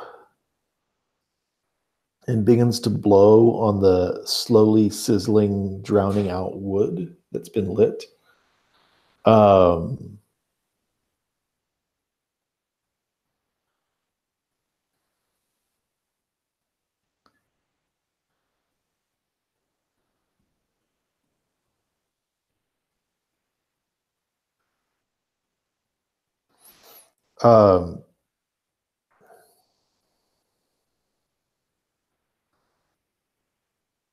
And Vamisa just laughs even more raucously.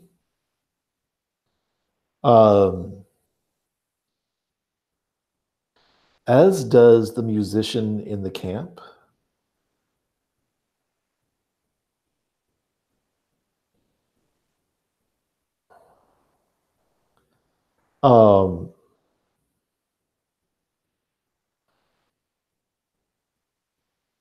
And several lightning strikes take place as the wind and rain pick up.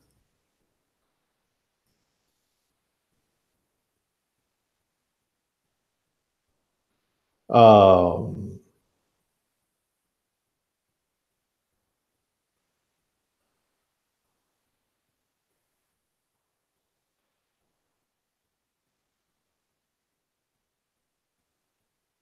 and the knights scramble to try to catch their mounts, which start panicking.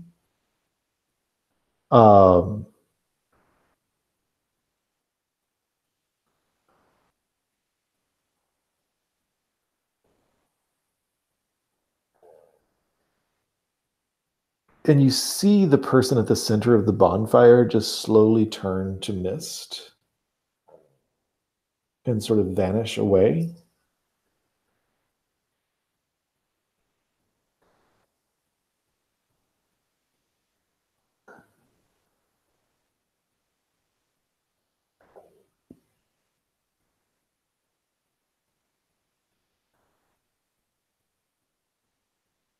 And then all of a sudden, the musician is standing right in front of you.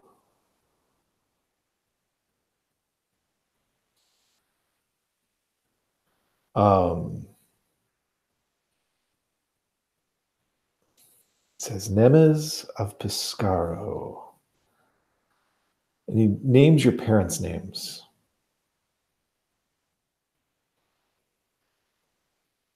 Very interesting. Wow.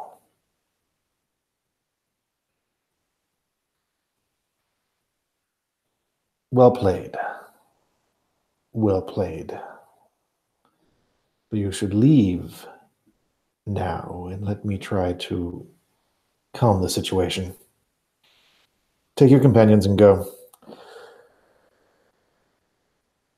I'll try to keep the knights under control here. Then he turns and takes several excessively long steps, almost like he takes a step and all of a sudden he takes a small step and all of a sudden he's 15 feet from you, back towards the camp.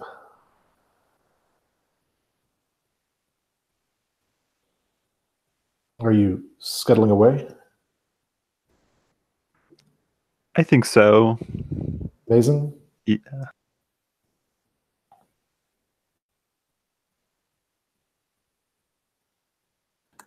Yeah, sorry. That's okay. It continues raining. At least it continues raining for about 10 minutes, and then it begins to snow.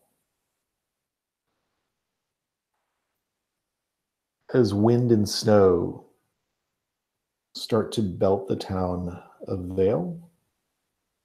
Altaban, you're not sure what's happened, but you heard laughter. And then rain, and then wind, and now snow coming down hard as your friends return to where you and your other 5 companions waited for them. I helped my companion. I mean, presumably, while they were scouting, we were finishing up, packing up, and getting ready to head out, right? Or to head into town. Oh, okay. Yeah. Since that was a quick, quiet. There was supposed to be a quick, quiet scout out of the town, of the camp near town, before you went in. And now you do have cover from anyone watching you approach the town, because it's not quite a blizzard, but it's close enough to be obnoxious. And it's not quite cold enough that you're getting big piles of snow, but you definitely are getting driving snow on the breeze.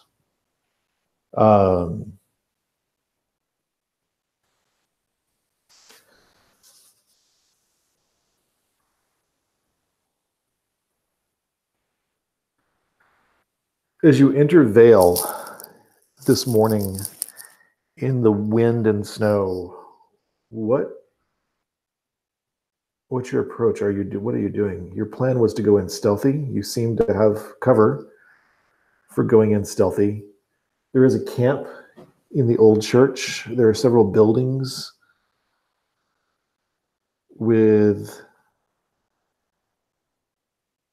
small fires, and the smoke is now driving across the top of those buildings. Where are you headed, the three of you? Are you going to try to stick with the other five? Or are you going to try to find your own shelter? What's your plan? You said a couple of the buildings have been rebuilt. Yeah, definitely.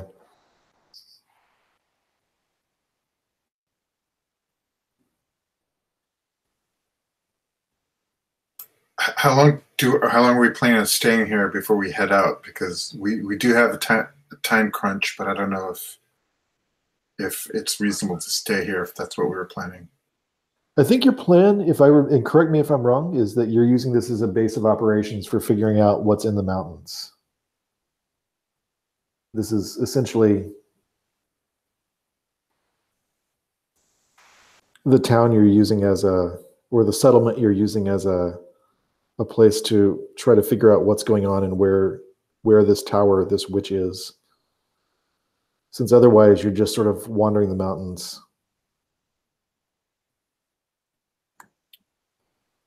And this is not far from the forested peak, the strangely forested peak you saw. So there's like a whole bunch of like little camps around town, basically, in these buildings. There's some rebuilt buildings. There's this one camp in the old church.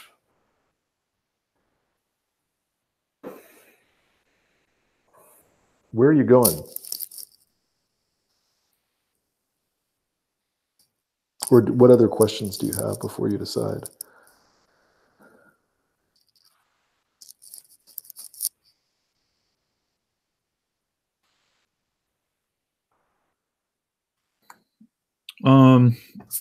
Yeah, I think I'm going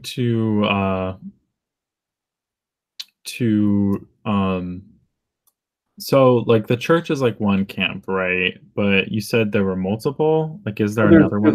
There's not other camps. There's just rebuilt buildings that have small. Oh, okay. I see. Yeah, I think some of them look barely more stable than a tent, but right. Yeah, I think I'll go and scout out the church camp and see if it's people from the church or if it's just people using the church.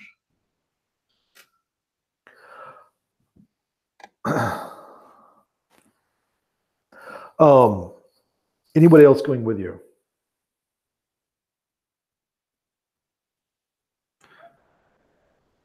I don't think I'm going. Oh, you got it. Yeah, I'll go. Yeah. Cool. I don't think I'm going with, but I am on the lookout for people, and I'll stay with the group we picked up. Okay.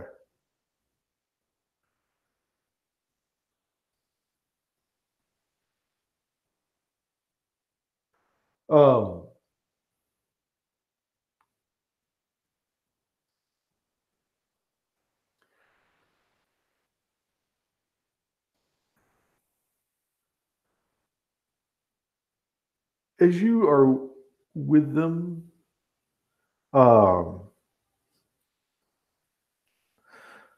Donegan, Doga, and Zahara are all visibly uncomfortable. Like they look almost kind of pale, nauseous, sick. And that seems to be between the weather, the sudden change in the weather, and they're looking sick is what Ama and Bay seem to be most concerned about this moment. Traveling with them, you've learned pretty easily that that Doga and Bay are brother and sister.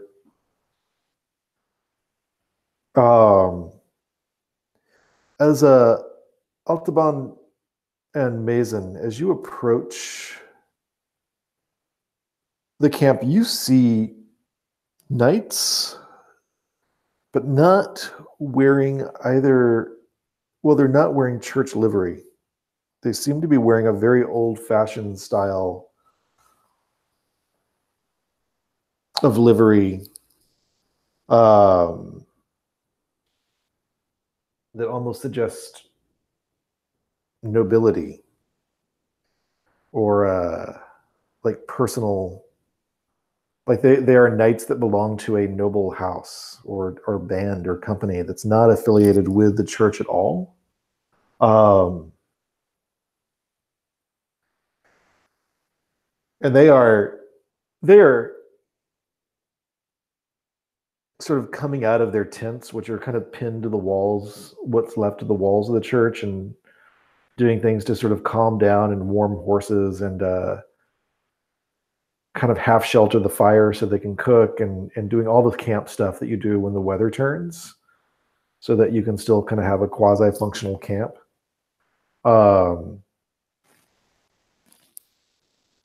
But even though they're taking shelter inside the church, they don't seem to have any church affiliation. And there's a woman who's clearly in charge, is giving orders.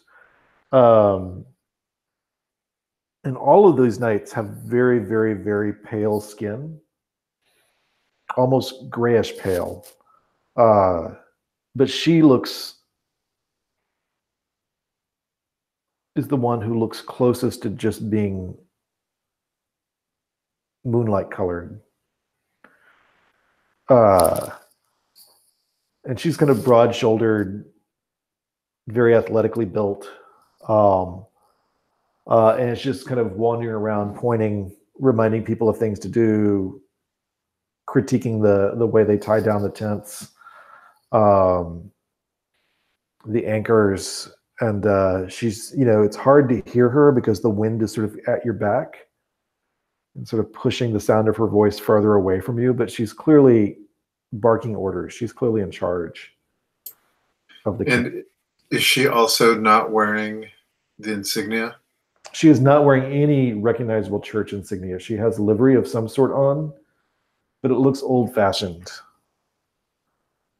It looks almost of the era when there were kings and lords and feudal people.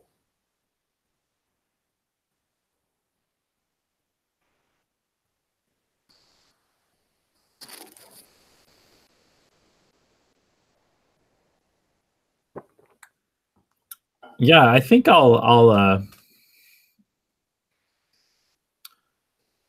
will kind of walk up to, like, this is like a ruined church, right? Like, I think like one of the doors is kind of hanging off the hinge, like barely there. Mm-hmm. And I think I just walk up and I just knock on it. And wait to I kind of lean like one of my arms against like the other side of the door frame where the other side of the door is missing. Right. Yeah. And I'm just like watching, seeing who comes up. 1 second. Yeah,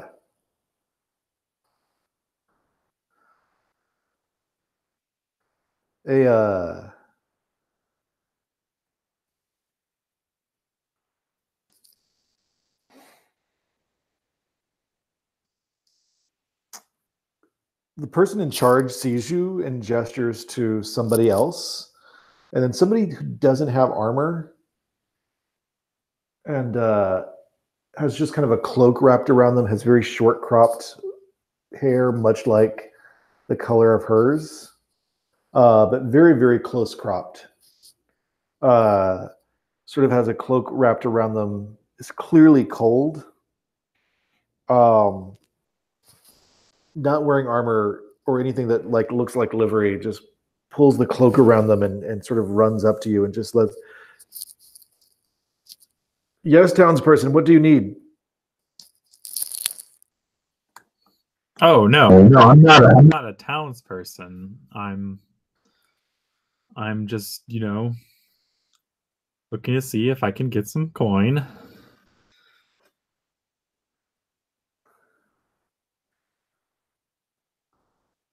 Are you here to beg or are you here to rob us? And at this point, they're yelling just to like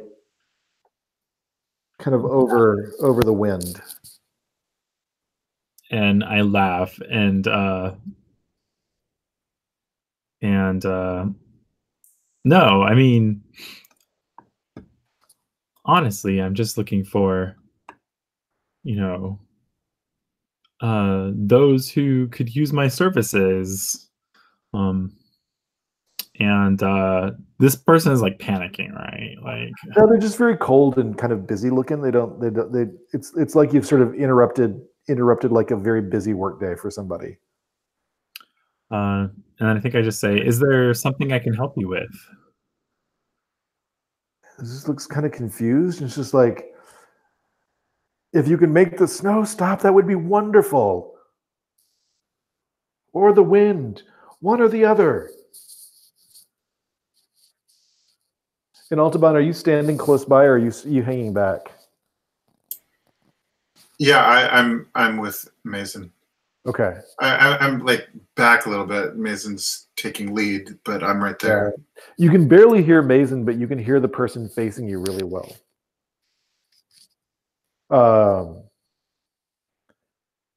Can you make the snow stop? What about the wind? Can you make the wind stop?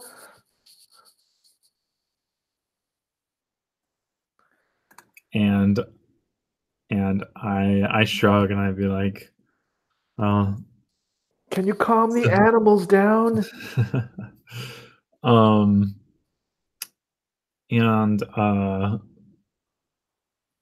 their animals are horses, right? Yeah. Rather fine horses, appropriate to, knights. And I think I turn to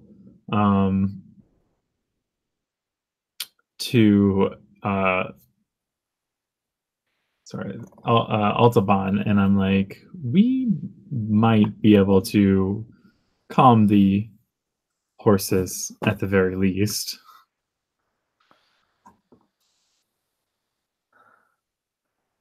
That'd be lovely. One of them almost bit me.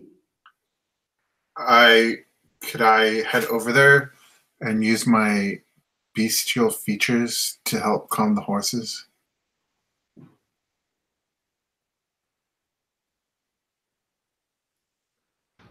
going to have you roll with, what's your approach? What are you trying to do? Just connect with them. Just communicate with them. Not directly, but just, do the Crocodile Dundee thing, just try to calm them down.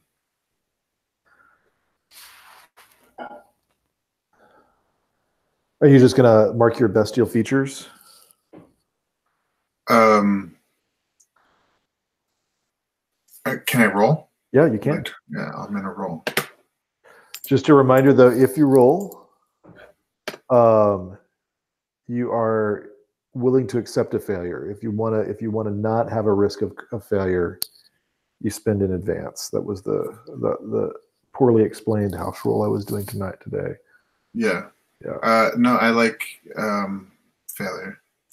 Failure is fun. Okay. What was I? I rolled an 8, and none of them would have taken them to a 10. Yeah, so an 8. Yeah. So are you? It's a partial success. Do you want to mark bestial features and have this be a full success? Sure. Okay. Yeah, the horses are restless, but when you approach, something in you speaks to them, and they calm. And then they just keep watching you. I take them off their rein, like they're like I'm picturing something kind of like an old Western. They're just kind of tied up to like some sort of post or something. Right. And they're already sort of tied up. They just were sort of ramping. Yeah. Against the stakes. Yeah. They're just calm. Yeah, so I just kind of picture that I unlash them and I just kind of start walking them around in a circle just to kind of use up their energy and kind of be with them, and we're just kind of going in this like small circle. Let me come back to the two of you. What were you keeping an eye out for with your other companions there, Nemes?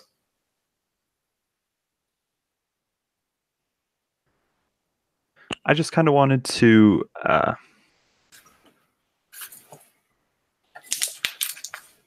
guess I'm helping what are their names? There's three. There's three who were sick. Zahara. I guess I was just going to help. Okay.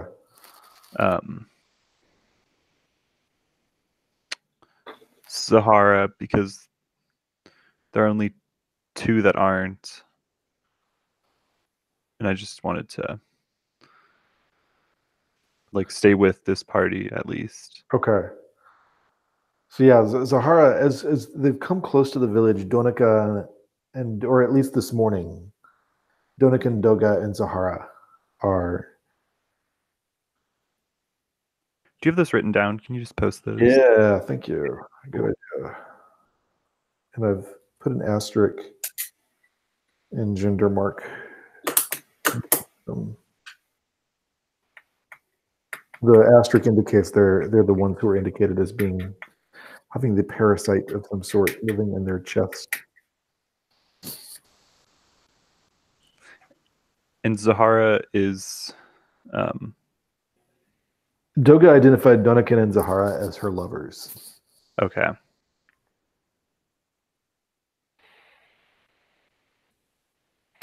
So what were you doing? I'm sorry. I was just going to help keep Donakin up. Gotcha. Okay. Ill.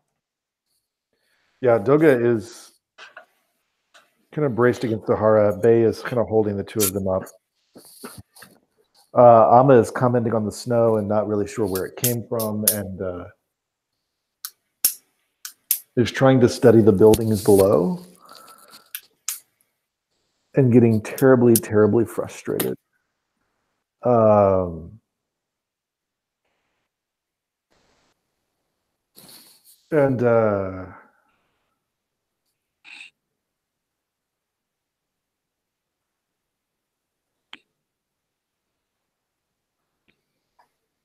give me one moment. Yeah. And that's when the storm sort of increases and you begin to hear bells where you are, like sleigh bells. And I'm going to leave you there, Nemes, and go back to Altaban and Mazen. You've got the horses calm down. So the storm is not calming Altaban. What are you and Mazen sort of talking to the knights about, or asking the knights? What's going on? Who are you talking to, and who are you talking to them about? Probably we're asking about, I would imagine, unless Mason had some other tech as kind of taking his lead, but I'm sure we were talking about, we're asking rumors about the witch or something. Yeah. I think that part of how I'm doing this is I'm like taking initiative and helping them get their tent things secured, and I'll use my my hardy trait to kind of like deal with the cold and help them get things tied down properly so that they can at least have some shelter from the wind. Yeah, go ahead and mark it. All right. And with the walls behind them, I think they're getting some basic. The commander woman sort of comes over to you with sort of 2 mugs of mulled wine It's not as warm as you might like. It's sort of lukewarm. But she's giving you kind of an eye, like daring you to complain. But it smells good. And there's enough warmth that there's a thin little bit of vapor coming off the top of it. And she has one for each of you. And People who are clearly squires sort of take the horses from you, Altaban, and start kind of getting them food and sort of getting them into like a makeshift stable that you're able to sort of, you kept them calm enough that they could sort of erect it and make it a little more wind hardy. And she looks at the two of you. So you said you're not from town, according to my squire? no, we're not from around these parts.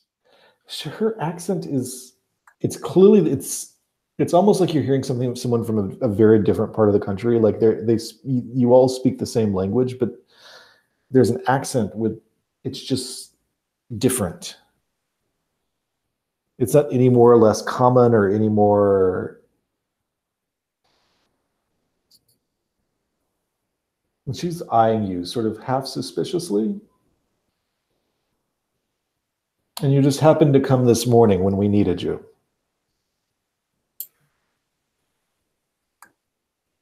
We happened to come this morning when we arrived. There is no more complex answer than that. She lets out a sigh. And you wanted coin.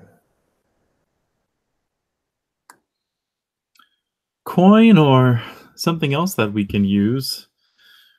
We're trying to make our way towards well, we don't exactly know where she is.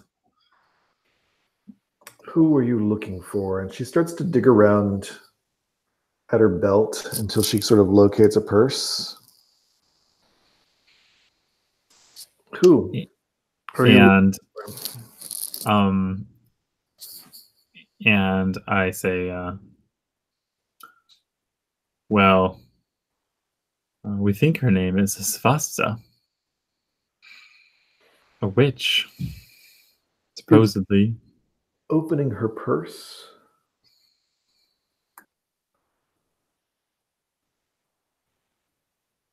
And she just freezes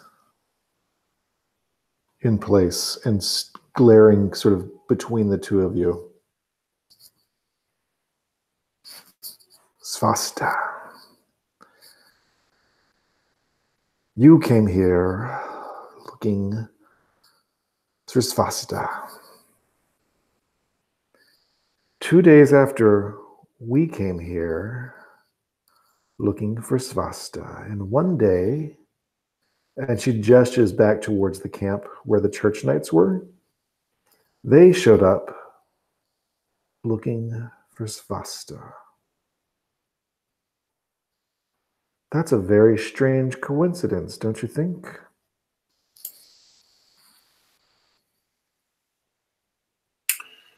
Yeah, I do.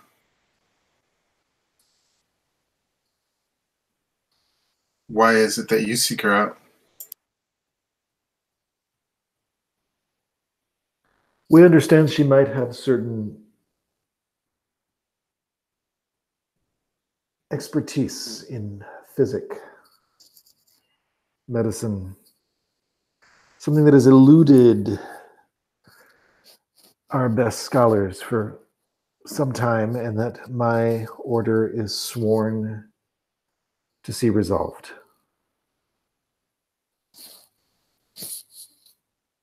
Why are you looking for her?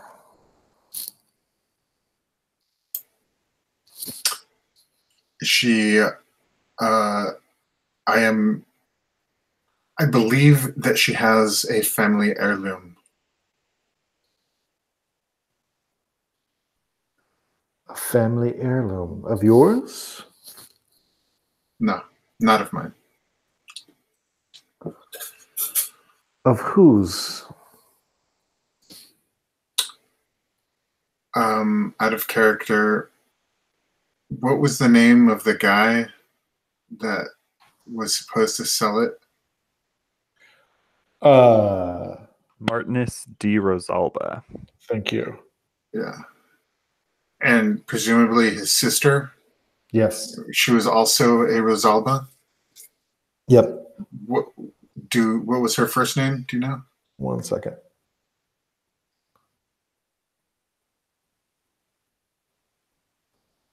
One moment.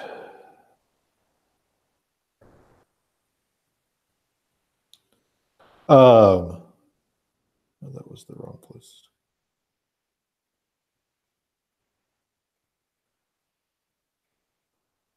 Elena. Martinus and Elena. Elena Rosalba. That's my response to her. That name means nothing to me. Is she from some church dominion? I'm sorry, I didn't hear what you said. Is she from some church dominion? No, she's just somebody who we know from. I don't remember the name of the town. Piscal. She's in Creed Hall. Somebody, an acquaintance from Creed Hall. We are doing the family a favor. The name means nothing to me. Are you planning to steal it back? I'm planning on getting it back and returning it to the rightful owner. She finishes opening her purse and she digs out 7 coin for each of you. And I pull out my loot and I go, well, this is unexpected. I'll do my best under these circumstances. No. For your work this morning. Oh. Okay. Will you also need food? And the coins she hands you are silver. They have bronze rims.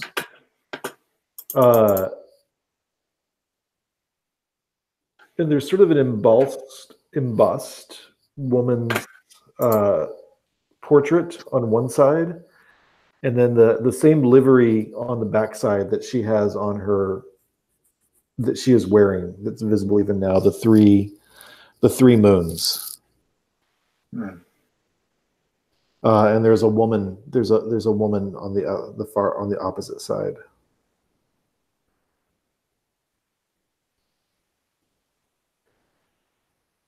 The bells get louder.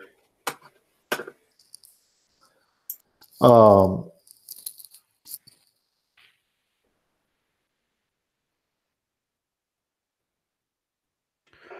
which direction? From the church? From away from town.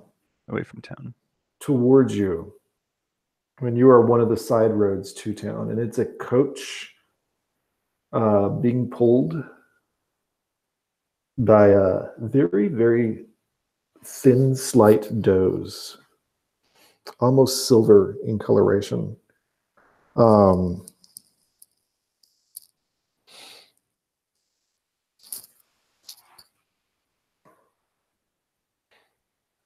And the driver of the coach is a woman dressed much like the young man you saw this morning. She has the sort of harness of cords around her.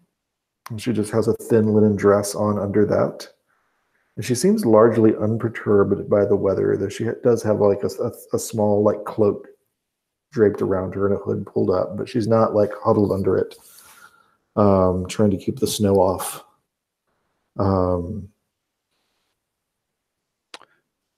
about how far away is she? She is moving quickly, pulled by these 4 does, who are also wearing harnesses made out of sort of these red cords. And they're going to be towards you in a matter of moments, though they're slowing as if they see you. I sort of tell the party, I'm like, we've got to get them off the road. They won't last much longer out here. And I try to steer us towards a building of some sort. Yeah, there's a building sort of just inside town. Are you trying to evade the coach, or are you just trying to get the 3 people to a building? I'm just trying to get them into a building. Okay. Not really trying to evade. There is a building that clearly has a fire going, though you've not seen anybody moving in it. Are you going to just kind of go into there, or are you going to try to go to one of the like torn down, burned down? I'm going to go to the building with a fire in it. Okay. Now, I mean, the shutters are closed. You can't really see much, except that there's definitely a fire in the chimney. Mm-hmm. I guess I sort of knock on the door, if it has a door, and just like announce that we need some help. And it takes a moment. Possibly you're almost considering opening the door yourself. Mm-hmm.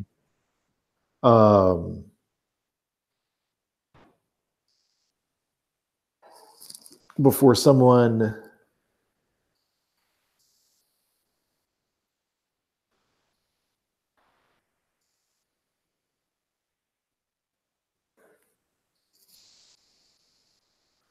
a very, very large man answers the door.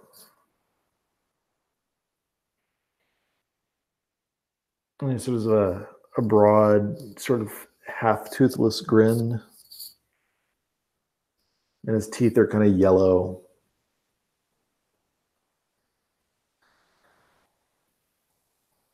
And as he opens the door, you see there's a good bit of light inside. There's clearly candles, lanterns lit inside.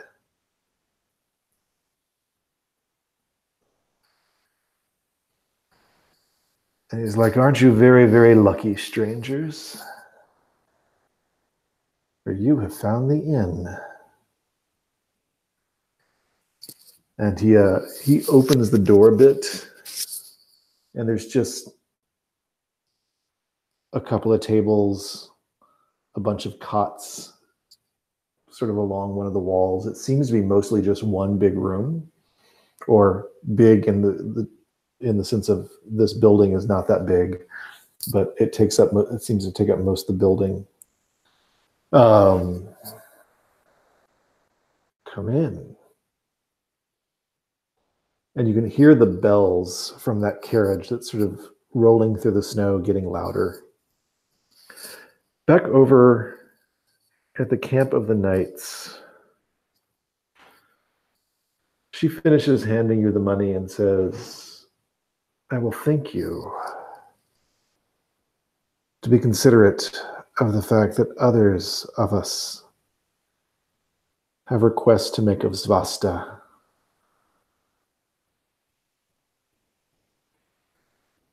Before you take it on yourselves to relieve her of her possessions."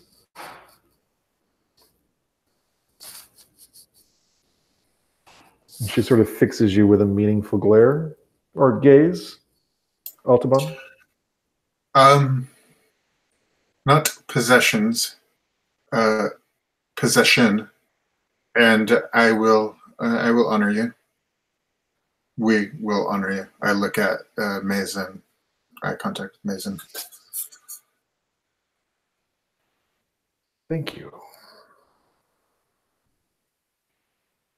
She bows from the waist.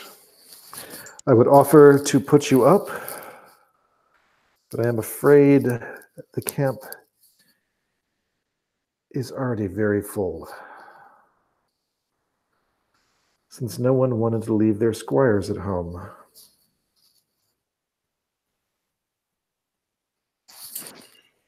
Is there anything that you can offer? Any information you can offer regarding Svasta that we could use? At this, the wind begins to slow. And you begin to hear the ringing of the bells. Altaban.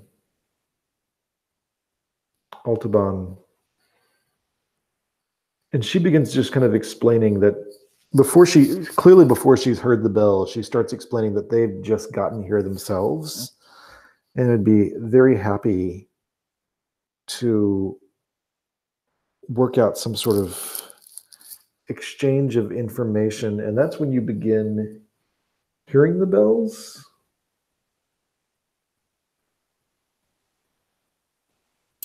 Is there anything fey about the bells?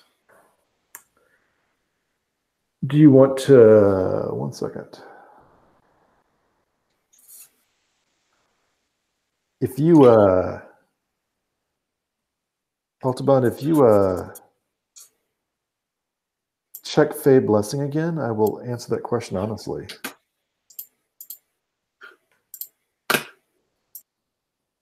Checked. All right. She pauses when she hears the bells, and you realize there is some dark magic to the bells, but there is nothing fey about it. It's very, very dark. And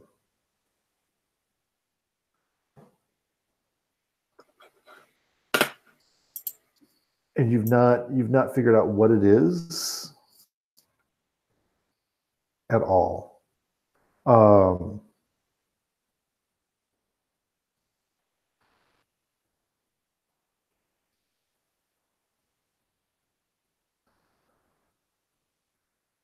And at that point, the wind dies down, and the woman that you saw, Nemez, and this is kind of happening while you're sort of standing in the door with that man sort of inviting you in.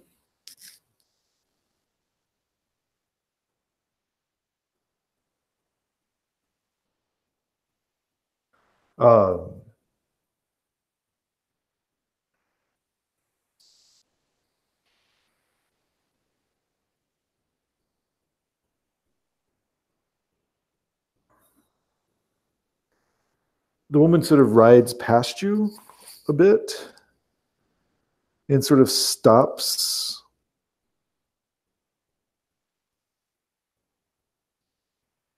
in the snow, and then your spell finally wears itself out. Nemez, and the snow and wind die down. And she announces very, very loudly, Lady Svasta announces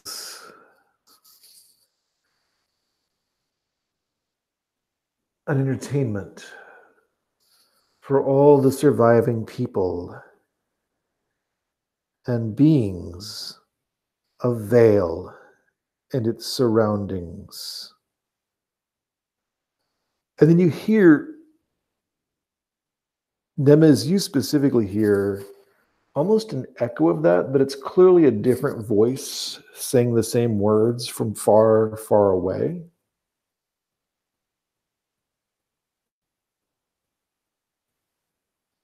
Probably back towards the church camp that you had an interaction with this morning.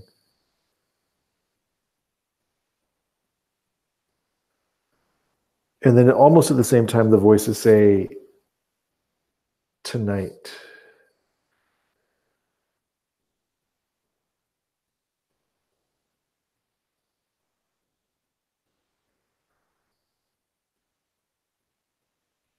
at the grove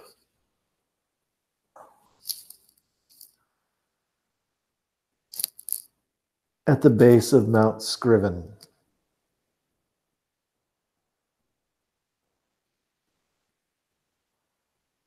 And she gestures up to the mountain that has the forest on it.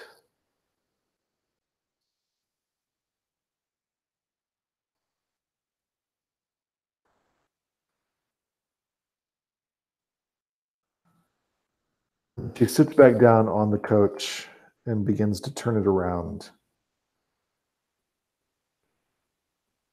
When the deer pick up,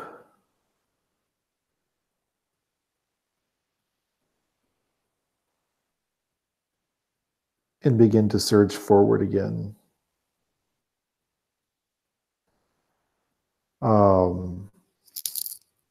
With the jingling of the bells. And I think I'd like to stop there unless people have one last thing they would like to try to do.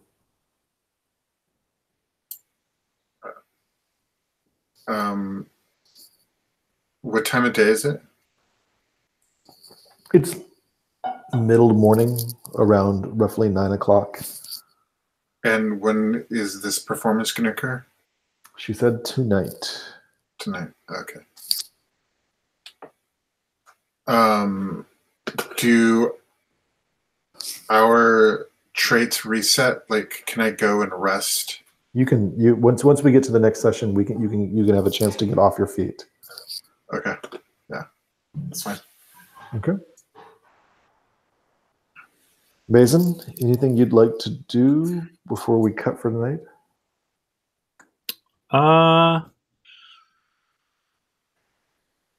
No, I was thinking of something, but I like the direction that it's going now, so I'll just Okay. Nemes, anything you'd like to do before we cut for tonight? I guess just like a follow-up on Zahara, Donachin, and Doga. Mm-hmm. Are they like looking better, I guess? They're all looking agitated and in pain. Yep. I mean, they're out of the cold. Yeah.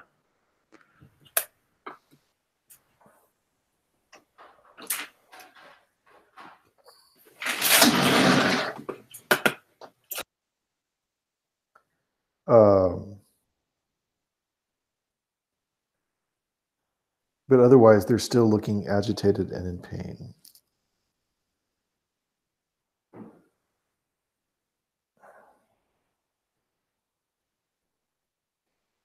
Yeah, that's all I wanted to know.